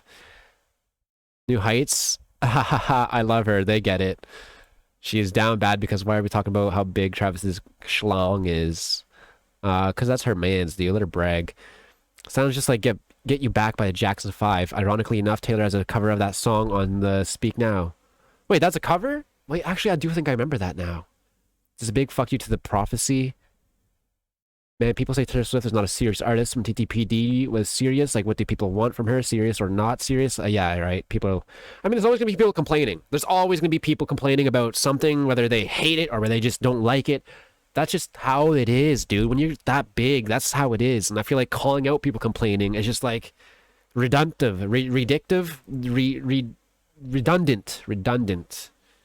Dare I say this is the best track? I didn't know I needed Unhinged Taylor. Gagged. Oh, when did you get horny? Oh my god. A song about dick. About a dick and getting dicked. Freak Alison Swift. I like that font. I feel like I'm third wheeling. True. It kind of does have that feeling a little bit. Yeah. It does have a third wheel kind of feeling as a listener. Sabrina was around Taylor for 5 seconds and it shows. Freakler Swift. Oh god. Vulgar pop is garbage. Sad to see Sabrina brought it back to mainstream after so many years. I've talked about that in my Sabrina videos. Like, the whole, like, I love the comedy stuff, but it's kind of getting to the point where it's just too much. And Taylor doesn't really do that. So it's like, I don't really have like that fatigue from it when it comes to like Taylor. But with Sabrina's stuff, it's like, it's hard to take it serious when it's just like a lot of just full on humor, even though the production's been amazing on the songs I've heard so far.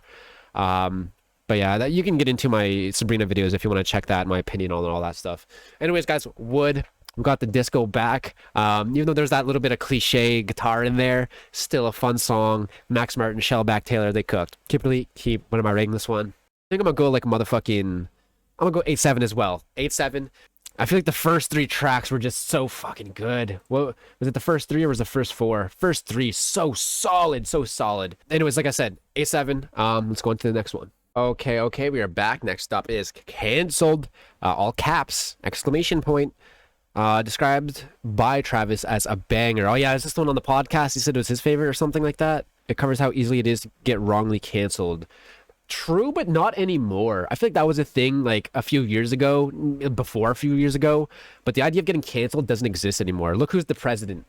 That's all I'm gonna say. Look who the fucking president is. Look at the fucking people, dude.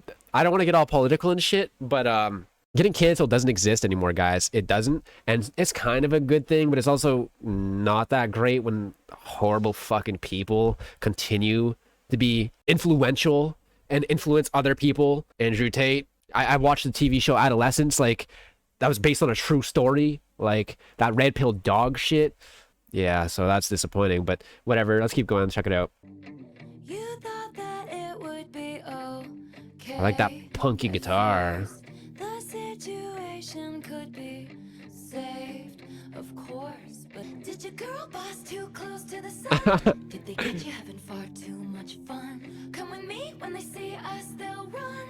Something wicked this way comes. Good thing I like my friends canceled.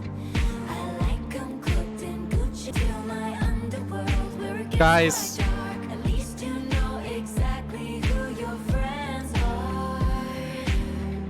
Guys, I'm sorry. This feels like I don't like this. It could just the subject matter and the way she's delivering it feels like I'm edgy, guys. I hang with people that are canceled. I'm cool because like the thing is she's saying, like she's trying to be cool. It has that feeling where she's trying to be cool, and just be yourself. You don't gotta act like. And again, like I feel like Taylor Swift is one person that's like far from being canceled. You know what I mean? What has she done in her controversies that are cancel worthy? What did she say? Something good thing I like my. Who's our friends? Blake Lively. tied up in a lawsuit, leading to Lively receiving a wave of online criticism. Okay. Being canceled for what, though? Being canceled for what? It just says online criticism. Fans speculate whether this would put a strain on her relationship with Swift, but this line could be interpreted as Swift reaffirming her loyalty. Guys, I'm gonna fucking search this up. Okay, I'm gonna look at the fucking AI dog shit. I'm gonna use the AI dog shit because I just don't have time to search, like, paragraphs of articles. Legal controversy ends with us. Yeah, that's literally... Wait, did they just pull that from fucking AI Google and put it on Genius? Sexual harassment in a hostile work environment. Accuses Baldoni of repeated sexual harassment, creating a hostile work environment. The allegations also include a claim that Baldoni orchestrated a plan. So why was the wave of controversy coming towards her if she was the one being sexually harassed? Is it because it was like everyone was trying to claim that these were false accusations? Lively files a legal complaint against Baldoni, filed against 4 months later after the film's launch. Hostile Hollywood tactics has drawn a case. Case has drawn comparisons to public scrutiny and abuse faced by Amber Heard during her libel trials. They're both, yeah, the whole Amber Heard, fucking Jack Sparrow, what the fuck's his name, Johnny Depp. They're both like abusive, toxic people. So I feel like picking a side in that situation is there's no picking a side in it. Highlighting, but although Amber Heard did get more shit on, but it's not like Johnny didn't get shit on. He did as well, but Amber got shit on more, and that's just probably misogyny living in the societal realm, right? Like that shit's still around, and that's just how it is. And that's not like, you know, to dismiss it or like accept it, but that's the reality. Potentially opaque and unregulated tactics used by public affirmations firms in Hollywood. Interesting. But it could be, you could look at it as like misogyny, but it also could have been like Johnny Depp created so many fucking famous movies that, you know, maybe were your favorite childhood movie. So there is favoritism, but you can easily just put it on misogyny, which probably plays a part in it. But the fact that, you know, Johnny Depp made so many great fucking movies and stuff that people connected with when they were kids and nostalgia, so it explains why more people were leaning in his favor, even though they were both toxic and abusive. Boom. So the Blake Lively thing just seems like there's not enough information. If she really was sexually harassed repeatedly in the workplace, that's fucked up. But if she was, you know, making false accusations about this guy that I don't give a fuck about, that's also fucked up. And again, so I still think this is like kind of just, this is not really canceled. You know what I mean? I don't know, man. I just feel like this is kind of like it's forcing like an image of like, I hang around what people are canceled. Like it's a cool thing, cloaked in Gucci again with the materialistic stuff I don't like. I don't know. I like the badass and reputation, but this badass Taylor isn't like really intriguing to me. Yeah.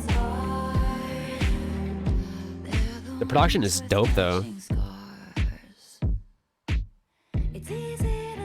Ooh.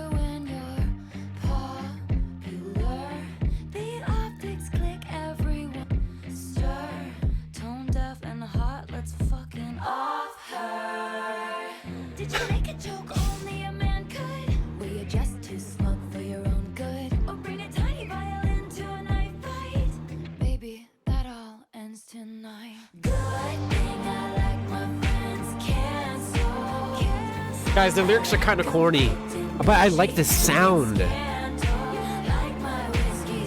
Especially the strings coming in.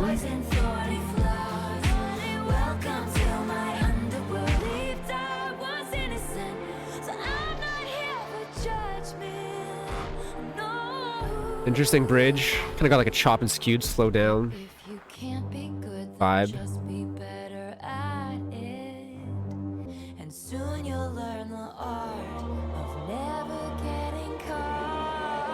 What does that mean? Did Taylor murder someone? Guys, it's just such a weird lyric, you know what I mean? Because it's like real canceled, not just a wave of harassment online.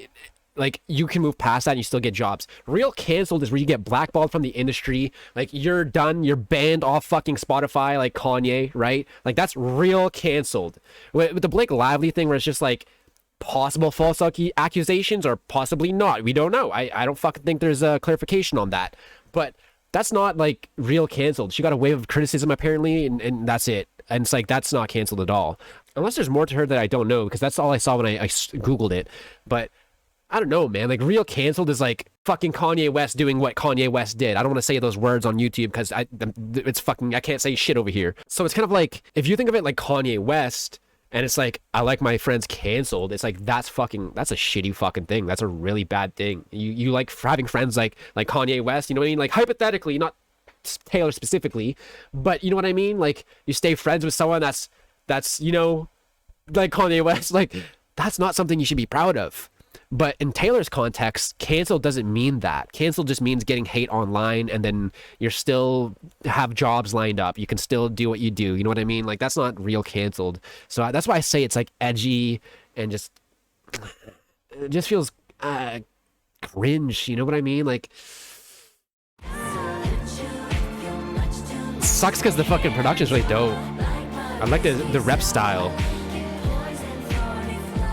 Yeah, guys, I don't know how I feel about that because like the production is really cool and dark, and I like that sound. But the lyrics, you can't ignore them. You can't ignore the lyrics like that. I feel like it's just, yeah, I've already said what I said. I don't want to repeat myself over and over again. How easy it is to get wrongly canceled? A celebrity who has done nothing wrong due to cancel culture. Okay, well then why? But why if it's wrongly canceled? You can't say you like your friends canceled if they're getting wrongly canceled, right? I don't know. As a celebrity who has done nothing wrong, yeah. Unfortunately had a history with cancel culture back in 2013 when things heated up with due to allegations of serial dating. And even if she was, so what? How's that worthy of cancelization? And it's just haters hating on Taylor that were loud. That's it.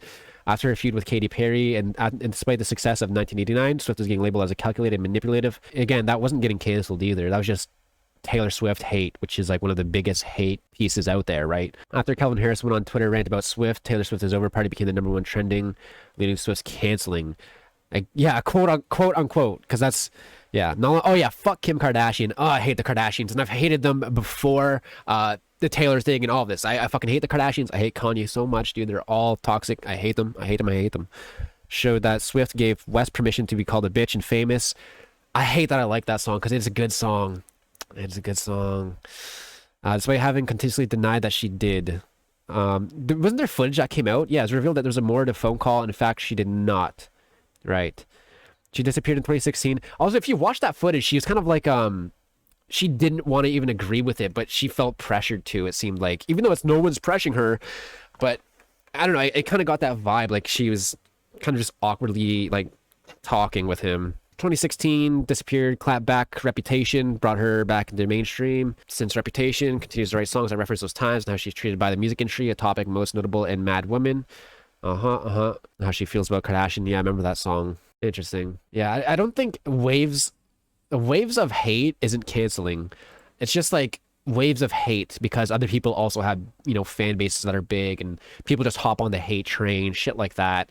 Real canceling is when you're banned from shit. You're fucking blackballed. You're shunned. Your other co-workers or other artists don't want to work with you anymore. And like, if people do work with you, then they're going to be looked at differently. You know what I mean? And again, best example is literally Kanye.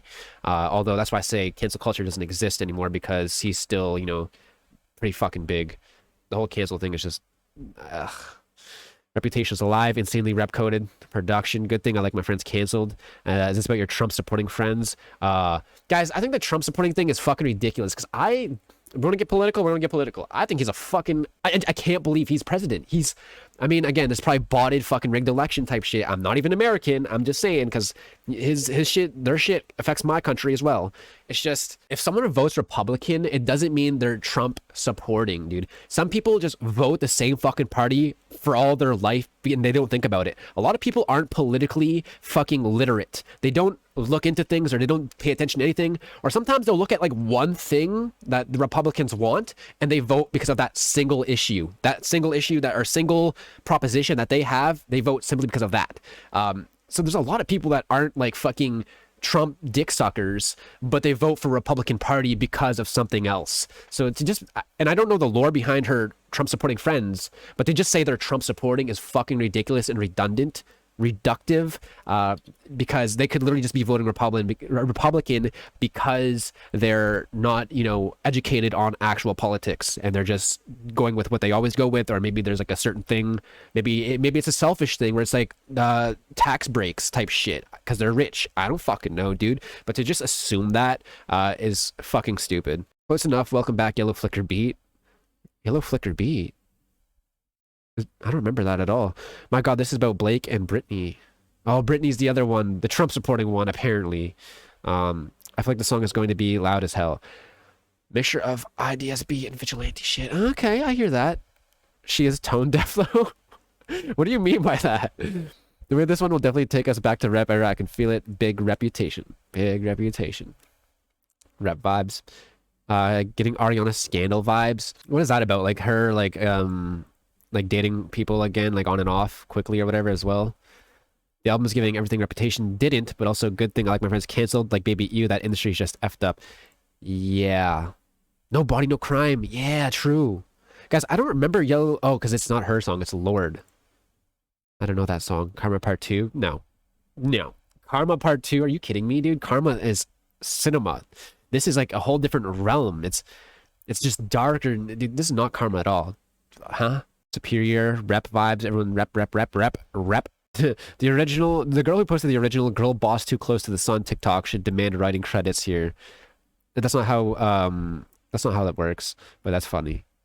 Do you think it's mostly men that say things like, good thing I like my girls like this to show power over them or be masculine because it expresses how exactly they like it and what they want and sets a bar for the women? Since Taylor's recognizing her domination over the world and industry, she wrote her perspective using the same style men express themselves with. I don't have enough IQ points to add it to the lyrics. Huh? Good thing I like my girls this or that. What was the lyric? Oh, canceled. That's what the lyric. Good thing I like my girls. No, my friend. Whatever, dude. I don't care. I don't care. Double standard exists, and that's another unfortunate part of reality. The woman is 35. This is so embarrassing. Oh my God. Why you gotta say that? Why you gotta say that? Because, like, the canceled thing is cringe. Like I said from the start, once I heard it. Again, calling them MAGAs. Like, did they publicly go online and say, I support Trump? Did they say that? Did they go and actually say that? Or did they just look at, you know, who they voted for on Republican or Democrat? Is that because I want to know. I don't know that info. And that's what would, you know, validate them on those claims, if that's true or not. But a fucking bop is my favorite, at least. This one caught my eye. Nobody, No Crime. Guys, like I said, I think the lyrics are cringe, but the production is really cool. I love the dark rap vibe. It's just hard because I Like My Friends canceled. I'm sorry, but keep really, man. I'll keep because the production is just like solid. The production so far is awesome. But the lyrics on this one, yeah, the lyrics on this one, and I'm gonna go like that's probably one of the weaker ones. Honestly, I go like an 8-0, 8-0 on the dot. Production carried big time. 8-0. Okay. Next up is Honey. Same producers. It's reminding me of the meme. I'm not gonna do the meme. I'm just reminding me of the Honey meme. If you know, you know. All right, let's hop into it. No description. Let's go. When anyone called me sweetheart, it was passive aggressive at the bar, and the bitch was telling me to back off because a man had looked at me wrong. Jesus. Anyone called me honey, it was sanity, and I cried the whole way home. But you I like what the vocals did there. touched my face, redefine all of those blues. Oh, You say, honey. I like that. Time spreads, pink skies. You can call me honey if you want, because I'm the one you want. Winter green kiss on mine. Winter green. Cause you mean it when you honey, I'm home. You could be my forever nightstand, honey. When anyone called me Forever nightstand? sweetheart, it was What does that mean? at the bar, and the bitch was telling me to touch my face. I love this. It's so sweet. All of those blues. Redefining it. You say Also, that piano is nice, dude. my face, redefine all of those Tasty. when you say There's a horn. Ooh. you can call me Is that a fucking clarinet? because I'm the one you want. I'm the one you want. You give it different meaning because you mean it when you sweetie, it's yours. Oh, I was really liking that style there. That was cool. The paint in the color of your eye, It's a sweet song. Haha. Sweet song. I didn't mean that. But you can call me honey if you Okay. Guys, that was nice. Wait, is there more? Is it? Oh no, that was it. That was nice, but something about that felt, I don't know, it felt a little bit generic in some parts, but I do like the vibe of the lyrics. It's just so sweet. The sentiment, it's very nice. Even if I can't relate to having someone like that, it's fine. You know what I mean? Like, I'm happy for her. It's really sweet. But I don't know. This one felt a little bit more generic on the production side, to be honest. How her current relationship with Travis has to redefine what the word means to her. See, that sentiment though, I love. That's such a nice sentiment. When something was like, that should be sweet, like a phrase or a word, but you've been told it in a different way so many times that it loses that, you know, sentiment. And then someone comes into your life and redefine. That's so sweet. It's typically used as a term of endearment towards one's partner, linked to a person's sweet personality. Right. We all know what the hell honey means and how it's. Why are they even explaining that in the description? I can't believe they're explaining that. This is so cute and it's so sweet that this is Travis' favorite. Oh, this is? I thought it was the other one. I thought it was the one you call a banger, unless that was two different songs. If it's your boyfriend's favorite, we know it's going to be good. This is so cute, but you can call me honey if you want. Their nicknames is so cute. She deserves this so badly. This one might be my face. False God vibes. A little bit of Mimi Carey. Anybody sees what I'm talking about? I don't know much of Mariah. Sounds like a Christmas song. Well, I don't get that either. Underrated banger. Thank you to Travis for this sweaty song, dude. When people spell sweet wrong, it's funny. Sweaty. Sweaty song, dude. The sweetheart gives me no idea who that is. I have no idea. Hunger Games. Oh yeah. I ship the shit so ass, bro. She can't be for real. This sounds like one of those AI TikTok songs. The lyrics are also awful. Oh my god. Yeah, I mean, like I said, I do feel like it's generic, but these guys are just pushing it a little bit too far here. AI TikTok song, what the fuck? The sentiment is very sweet, and I like the lyrics there, but the production is kind of generic, which is making me kind of sad because I've been loving the disco vibes at the start, and now, oh my god, at the start of this video I said it's people's issue with it because it starts off strong and then the album doesn't keep up those vibes, and it kind of does do that. It loses those vibes that were there. We had a moment there that came in with that disco vibe again, but it wasn't like the original first three. Interesting. Okay, so what will I rate this one? Keep it elite. I'll keep. What am I gonna rate it? I'm gonna go like an 8.2. 8.2 for this one. Not bad. Okay. Next up is the title track and final track, The Life of a Showgirl with Sabrina Carpenter. Same producers, no description. Let's check it out.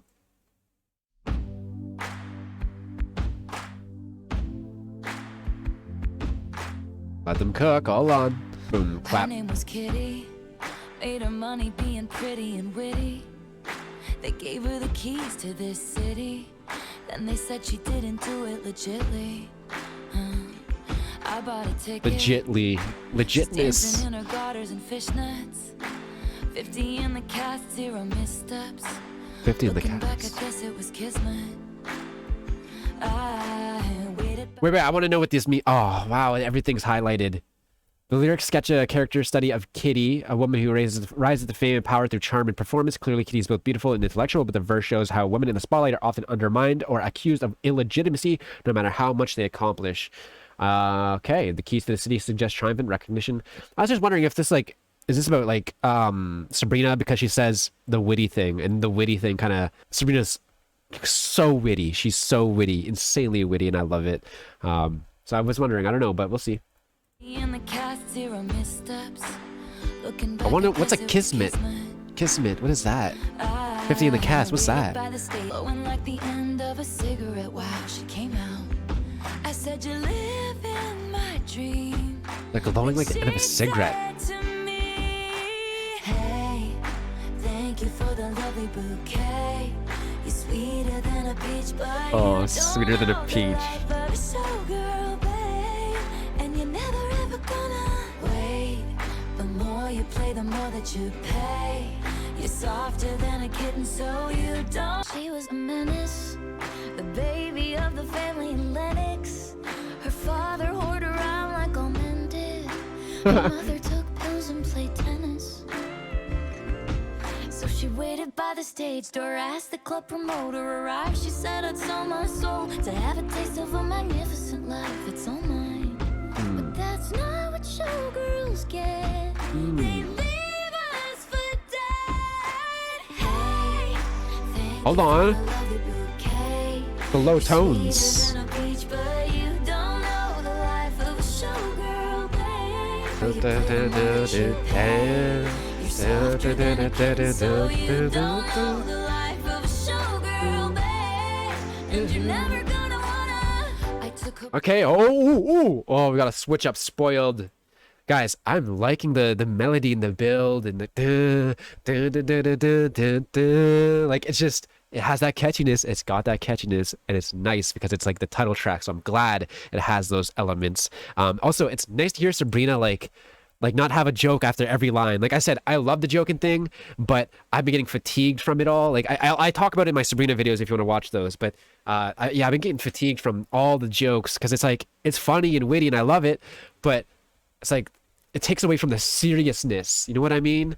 And here you could feel it a lot more. You can feel that seriousness a lot more from Sabrina, and I love it. I love it. So who's this person from Lenox, Massachusetts? Lennox, with a history of refined arts, classical music, paints a vivid picture of the privileged but troubled upbringing of the showgirl in a dysfunctional family. Dreaming of being a showgirl is alluring as it offers Kitty both an escape and control of her life. So they're both telling the story of the same person. Okay. Interesting. Let's keep going. Showgirl, babe, and you're never gonna wanna. I took her pearls of wisdom, hung them from my neck. I paid my dues with every bruise. I knew what to expect. Do you wanna take a skate on the ice inside my veins? They left you arms like false lashes and then threw me away. Damn. And all the headshots on the walls of the dance hall are of the bitches who wish I'd hurry up and die. The violins cooking. Baby dolls, I couldn't if I tried. This feels very I showgirly. say, thank you for the lovely bouquet. I'm married to the Guys, I heard that fucking guitar and it brought me back to like Fearless era. My headphone cord. Yeah, I was pointing to the vinyl back there. It's bringing me back to the Fearless era, and then like they just took away the guitar in like 10, not even 10 seconds, 2 seconds. I was really liking that guitar. I thought they were gonna do like a guitar and acapella or whatever with it, you know? So I say, thank you for Imagine the if they lovely kept that going. bouquet. No. Married to the hustle, and now I know the life of a showgirl, babe. Hey. And I'll never know another. Hey.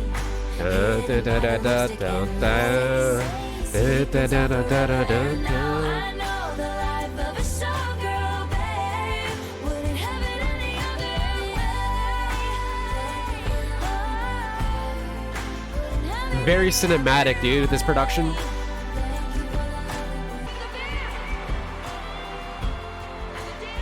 Dude, my eyeballs itching. Of course. Oh, this is from IRL. Wow, the fade out, slow fade out. Oh, wow. Guys, that song was like a redemption song because the other songs have been kind of weak recently. What songs are they? Like Honey was nice and canceled, and you know, like it kind of went off the weaker end. So I'm glad it ended on a better note because that was fun and I enjoyed it. It's definitely fucking catchy. Production's fucking cinematic. But I still think the first three are the best. The first three songs are still the best and beat this one. But this one is like I said, a redemption kind of thing for the weaker tracks we've had, in my opinion. The track features follow pop star, da da da da da. Yep, tease in the Instagram. Okay, don't care. Da da da da da da da da da da da. Yep, big fan of Taylor. She finally got to meet her. Yep, we all know about that. Publicly praised them each other. Yep. We know all of this. If anyone pays attention to pop music and Taylor and Sabrina, you already know about all of that.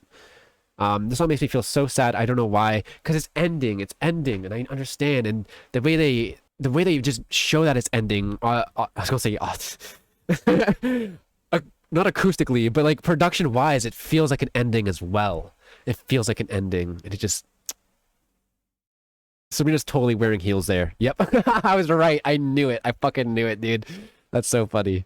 But I'm immortal now, baby dolls. True. Technically, you're kind of immortal because music lives on forever. Unless the entire world gets hit by a meteor or some shit like that, then nothing will last, right? Their vocals together, they're so pretty. Yes, I know the low tones. The low tones they were doing were so nice and warm. Period. Of course, is giving the lucky one. True, it kinda does. True, kinda. But make it mature. I didn't know a song could make me so happy. The bridge and outro is so theater kid coded. My fave song. A piece of their legacy being set in stone here. A privilege to see. How's Amory over? Giving Jonas Brothers? Really? Do they make music like that? I don't know. I don't know any of their songs, I don't think. Oh, Cake by the Beach. That's not the brothers though. That's one of them. Cake by the Beach was fucking, I didn't even know that's one of them, but that song's dope. I love that song. I think that's him, one of the brothers. Ultimate mother-daughter collab, true. I don't know why, but I'm tearing about the fact that Sabrina is on the track. I remember when she was effectively canceled, all because I liked the boy, and Taylor included her on the Airs tour. Not the canceled thing, dude. No one, she never got canceled, man. Now she's such a big star. I feel like everyone's throwing around words. Words lose their meaning all the fucking time, and cancel is one of those things that's not just a word, but like a concept, and it's losing its meaning. It has lost its meaning, and I feel like we shouldn't be doing that so much. Like especially with like the hate stuff online, like the radical shit out there, like words I can't say on YouTube but aren't like slurs or anything, like the stuff that Connie has been getting into, like, and Elon Musk, you know what I mean? Like those things are getting normalized to the point where they lose their power, and those words need to be powerful because those concepts need to be remembered in a serious manner from the fucking disastrous history they've left, and they shouldn't be taken lightly. So yeah, I don't know if you know what I'm saying, but you should know when I use those two people, you know? And it's not power in a good way, power in a bad, evil way. Blend so well together, 12,000 viewers at once. Really? That's kind of cool. I don't think I've ever seen that many. What's the live count right now? 780. Damn. Love the outro, collab of the year. We read that. High notes, making me cry. Thank you for this album, Shiny Queen. And now I make my money being pretty and witty. The Lucky One's sister, Sabrina Coded. Sounds like Jonas Brothers cool, really. Eras Tour, 7 Husbands of Evelyn Hugo. Oh, sounds like an end of a musical. Yeah, kinda, I guess. Like I said, cinematic for sure. The first verse is about Britney. Really? We've been getting into Britney. I've been loving it. Taylor met Britney during the Onyx Hotel, sang for her. Garters and fishnets is what Britney always wore when performing. Britney was an amazing dancer. Britney is very southern and sweeter than a peach. Sounds like something she would say. Max Martin was the producer. He used to be really close to Britney and produced many of her early hits. Received the keys to Vegas.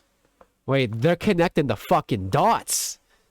The key to Vegas thing is, you know what I mean? Like with all the other things, they're kind of stretches. They're kind of stretches. You don't know. But the key to Vegas, how many people receive the keys to Vegas? You know what I mean? Like key to the city. People get that. It's like a high honor. That's interesting. Yo, imagine if it is. Oh, that makes me sad though, because like I wish Britney was still like doing music, but on her terms, you know. And the whole Britney situation just makes me sad. Wow, that's actually a really cool thing they noticed. All right, guys, I like the song. Like I said, a redemption song. Keep it elite, man. Keep. What am I rating this track? I'm gonna go motherfucking. This breaks into the 9s. I'm gonna go a 9-1 on this one. 9-1, solid track. I think the album had moments where it was like, there are like the weak points, like I pointed out, and I'm a little bit upset about that because the first 3 tracks get your expectations high. The first 3 tracks are just so exciting and groovy, and it, you know, like we could have done without Father Figure because that's just more personal to Taylor, I feel like, and it's like as fans and listeners, it doesn't really apply much to us. Cancelled was cringe in my eyes. Honey had like, it's very sweet, but it had a kind of generic kind of beat. Actually romantic, like the diss track thing, like not really needed. It's not really needed at all. And like I would sacrifice all the tracks I named for more groovy tracks like the first 3. So there are like weak moments on here for sure, but there are definitely some strong points as well. So it's a pretty like solid album overall. Keep it elite for the entire album. I'm gonna keep it, of course. Fucking I had fun and there's some great tracks. But what will I rate it? We got some lower 8s. We had some 9s at the start. I just wish we had more of those groovy stuff and could sacrifice those tracks I named. I'm gonna have to go like again, this is just my rating. It doesn't mean anything. It literally means nothing, and ratings always change. So I'm gonna go like a fucking. I'm gonna try and like average out my ratings and go like an 8-7. I think that sits about right with me, man. 8-7.